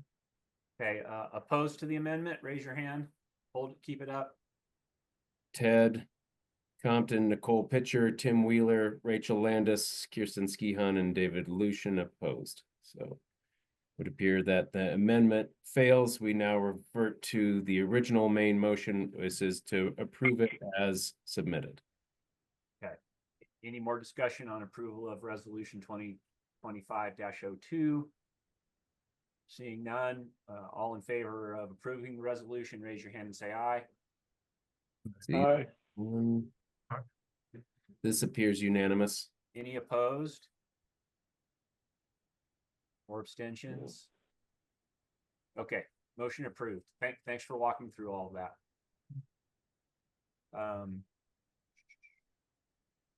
Okay, on to item F, resolution 2025-01, CEO authorization to join and renew memberships. Let's see. Okay, do I have a motion on this resolution?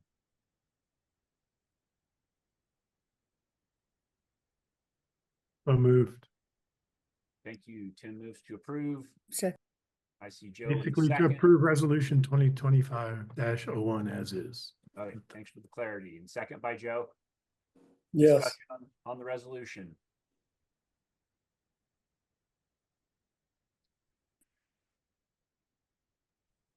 Do you have some, Joe?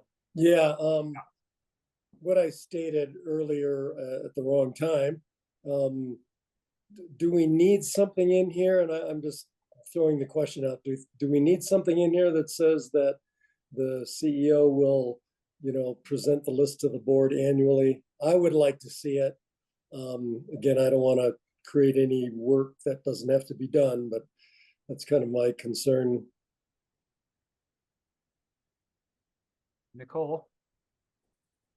Yeah, I kind of have the same, it is our responsibility to have, we should, I saw when I was reading through 103, the way I read that policy and the delegation of the board to the CEO, it is our jurisdiction to tell him to, tell him or her to get on whatever board, we want, if we want there to be board representation. So I think we need to, I don't know how active a role we want to have in that, but my question when Joe reached out to me about this, I was like, did we do this every year? Is this something we always do?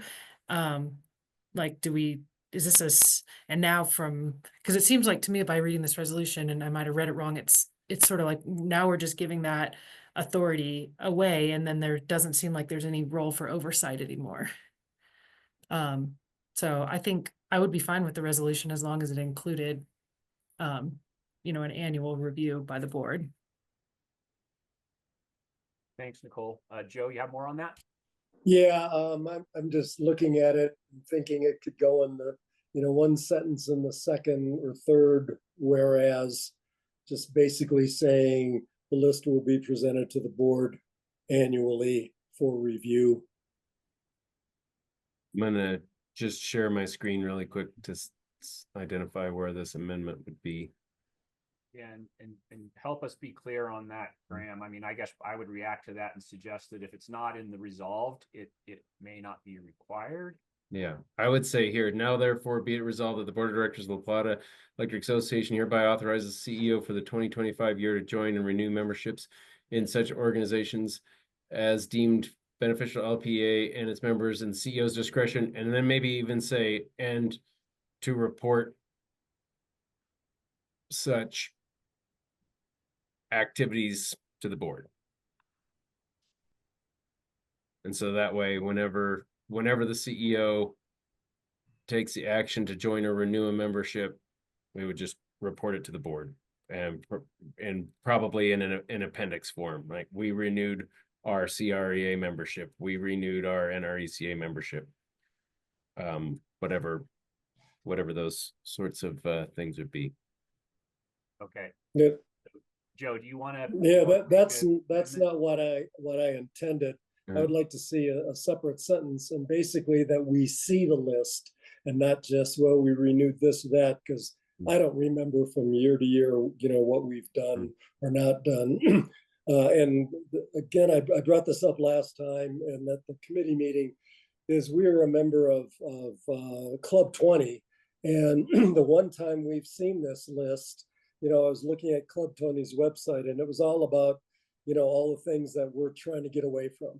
And so I think it's important that we see that list, so each of us can go and look at that website and say, okay, yeah, this is beneficial to the members and LPEA. So perhaps a second sentence here that says the CEO shall maintain a list of memberships available to the board for inspection. Correct. Okay. Great. That would go here after the resolved. Great. Thank you.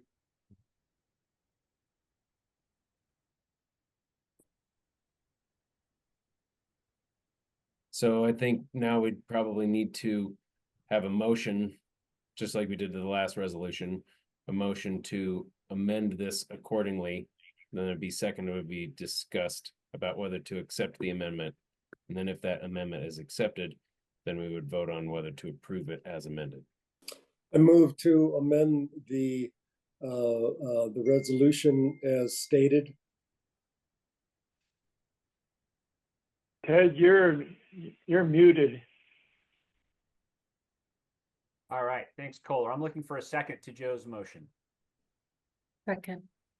Thank you. Moved and seconded by Nicole. Discussion on that amendment. I got hands up, so I'll go to Tim, but let's make sure we're discussing the amendment, or we'll come back to the full discussion after the amendment. But you have the floor, Tim. So I think this is related to the amendment. Isn't this something that would have been included in policy 103 in terms of the delegation? No, because it is a board authority under 102. And so that's why we delegate it annually, right? So kind of along the lines of Kohler's concern about, or request for an ongoing delegation. So in the time that I've been here, the board has felt that they would like to review this delegation annually, but specifically the authority to join organizations belongs to the board, not the CEO. So this is an annualized delegation of a board authority under 102. So that's why there's no reporting requirement under 103, is this only becomes a delegation annually with the approval of this resolution. And so, okay, that's helpful clarification. But wouldn't it be better to put that in the policy, the requirement for reporting, rather than in the resolution? No, because the resolution is only good for the calendar year, right? And so like if the board was interested in making this a permanent delegation, But even removing if it from policy 102 and putting it in 103, then that would make sense. even if the board took back this or failed to pass this resolution, I think the board would still like to see a report of what it is that we have joined. I think that's fair enough, you know, in policy. And so that would be in the policy, and then you wouldn't have to clutter the resolution with this. I'm just trying to be a little clearer process so we don't get lost. I mean, when we first had this discussion about this a few years ago, it was sort of like a surprise to the board that we were supposed to be doing this kind of, you know. I mean, it came up and we all went, well, I don't think we want to get down to that granular level, and the CEO has a better outlook on this. And that's when we started doing this on an annual basis. So I think we should change the policy, not the resolution, personally.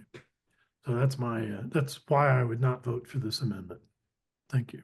Yeah, no, thank you, Tim. That's good clarity on a potential direction. And I guess just to follow that up briefly, that, you know, we could approve this resolution as is and sort of request that get taken up in committee on policy as a change in the future. Dan Huntington, go ahead, please. Yeah, that would be my my suggestion. We vote on this annually, and when it comes up, it could be requested of what we have been joined with. So I don't know if we even need a policy change, because we have the right to question who we have memberships with. So yeah, I can't vote for the amendment. Okay, thanks. And Joe? I guess I just reiterate that, you know, I don't remember what was on the agenda a year ago or what's going to be on the agenda a year from now. I don't remember voting on this last year. It seems to me it was 2 or 3 years ago. And a question for Graham, I mean, would a resolution like this kind of, if someone was looking at this being real sticky, looking legally at all our, you know, at policies and resolutions, would the resolution trump the policy? Yeah, I mean, could a future CEO look at that and say, well, you did this resolution, no mention. So question. Yeah, no, this resolution specifically mentions the bylaws, which delegates this authority to the and so I apologize. This actually isn't contained in policy 102. It's contained in Article 13 of the bylaws. And so, yeah, this is a specific reference to the specific authority vested in the board and a specific delegation of that authority. So yes, this would, and that's why we do it by resolution. So this would trump what's in the bylaws now, then, correct? This doesn't say exactly the same thing. For the time that's in effect, right? Which is for the year 2025 and less, right? The board could always say, you could get halfway through the year and have another resolution that revokes this resolution, right? If you felt like it was, I mean, if you felt like this was being abused or whatever reason, you could always vote to revoke it. But yeah, as this stands, as in the time that I've been here, and I remember originally when we proposed this as a sort of housekeeping thing, and I believe it was Director Bassett who was sort of came up with the idea that this should be a recurring annual delegation as opposed to a standing delegation. So that's why we do it this way. Every January we come back with this resolution. Mm-hmm. Yeah, I mean, I wish we didn't have to do these sort of things, but again, I think as board members, we got to be looking out beyond, you know, our scope of influence. So the amendment is still on the floor as far as I'm concerned. Okay, Yeah, any other discussion on that amendment before we go to vote? Kim? So, given that it's a bylaw versus a policy, we can't put a reporting requirement in the bylaw without going to a vote of the members, right? No, So- no, I would say, I mean, so this, in a certain point, I would almost say that a reporting requirement could be implied in that this is your delegation to your CEO to act on your behalf, and that you would sort of you would anticipate that being updated on how that delegation of authority is being executed is reasonable expectation. But I don't see any reason to not belt and suspenders it and say specifically, and we want to report on this. In the resolution. It makes sense to me in the resolution in as much as it's standing, right? So I guess maybe the answer is this isn't so simple as amending policy 102 and policy 103 to make this a permanent delegation to the CEO. That if you really wanted to make this delegation permanent, that would be a bylaw change that would have to be voted on by the members. So that, I guess, is the real, if you wanted to make it permanent. But the amendment is mostly related to reporting. Is that correct? If not entirely report. Yes, yeah, the proposed amendment is to add a sentence here at the end of the therefore be it resolved clause that says, and CEO shall provide a list of memberships to the board. Right. And my previous argument was that it's covered by a policy. It's not a policy, it's a bylaw. We can't change that easily. So it makes sense now to leave it in the resolution. Mm-hmm. And so therefore I will not object to this amendment. Thanks for Thank that, you. Kim. Joe, your hand's still up. Oh. Anything else, or should we go to vote? All right, so we're voting on the amendment brought up by Joe that includes a reporting requirement from the CEO, in addition to the language that is currently in 2025-01. All right, let's go to vote. All in favor of that amendment? Aye. Aye. I'm gonna check Kohler, Ted, Holly, Nicole, Tim, Joe, David, and Kirsten. Favor? Opposed to the amendment? Dan Huntington, opposed? Okay, yeah. Any abstentions? I don't see any. Okay, so the motion for the amendment passes. Now we're back to approving the resolution 2025-01 as amended. Any further discussion on that before we go to vote? Okay, seeing none, all in favor of approving resolution 2025-01 with Joe Lewandowski's amendment, raise your hand and say aye. Aye. Aye. Right, and this appears to be unanimous. Opposed? Any abstentions? Yeah, you're right, Graham. Okay, we got through that one. Item G, reviewing of voting district boundaries. You've all seen the map and the reason for reviewing the boundaries. No action required. Any discussion on that? Anyone have any questions about the boundaries, why we're reviewing the boundaries? Okay. I'll just report out that, you know, that we'll just sort of make a record publicly here that all of the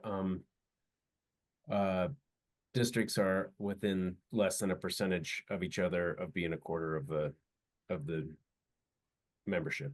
Yeah. So that's why we're not altering the boundaries at all this year. It's just we have a requirement to review these boundaries at a certain time frame before the election, but no changes necessary. Great. That gets us through our revert up to item 5 on the agenda. We're dropping all the way back down now to item 9, which is the reports section, attorney report. Anything for us, Graham? Nothing specifically. Just I know that we sort of had some wires crossed, and I don't know that the report got in until perhaps just this morning. So if anybody wants to take a look at it on board, I would say my summary would be basically that the bulk of what you would hear about it, you've already heard in executive session with my updates there. Any questions for Graham then? Then we'll move on to director reports. Anything that that those directors want to point out, or questions from other directors regarding those reports? No specific order, fire away. I'd just like to say, I'm glad we're continuing to fund music programs through the Roundup grants.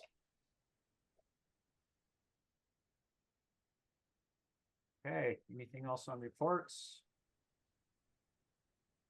Tim? Yeah, for Roundup, I was just wondering why you didn't fulfill the full request for Community Resource Center. Seems like a really tiny allocation against a relatively small request. Just seemed odd. Is there a response to that from Roundup directors? Well, I'm sorry, I had a little ahead of time. Tim, you were asking about why it was a small percentage? Yeah, it was 23.5%. And when you look at the totals of the numbers and the reserves, I'm not sure why it wasn't fully. Yeah, so the foundation board decided that that's what they wanted to, because of what was requested and what they were going to be using it for. The foundation board decided that they didn't want to fully fund the request. I don't know if I can do any more detail than that. If I could do it offline, I would, or actually I can do it online next month, but it was just what the board wanted. Makes sense. Not that critical, it just seemed odd, that's all. Thought maybe it was a mistake, but okay, thanks. Okay. Okay. Anything else on reports? Maybe one quick question. In your report from Tri-State, Kirsten, there's one line in there that says rebuilding Tri-State HQ. And Yeah, one of the things that's on the budget, and I don't know if it starts this year or if they start planning for the year, is they are going to be rebuilding their headquarters. They had done a financial look into relocating to see if it would be cheaper to do that. And they've said, no, it's going to be cheaper to build in place. And so they're going to be putting in plans to where they can operate from in the meantime and such as that. More debt. Yeah, more debt. All right. Well, that brings us. Yeah, it definitely does take money to build things, for sure. Well, they get it at 1% or 2%. Okay, anything else before we adjourn? Thanks to everyone for your patience today, and lots of good work got done, and I appreciate everyone sticking with us. Kohler, you have something before we adjourn? Yeah, it's my understanding one of the biggest helps for the board is Dan Harms, and he's celebrating 30 years at LPEA. Oh. Just put that forward to Dan. Thank you. Yeah, and Kohler, we'll be celebrating him at the next quarterly meeting. Did give him a personal note of congratulations, but you're right, a great milestone, Dan's service. Yeah. Did he join when he was 10? 9. Yeah.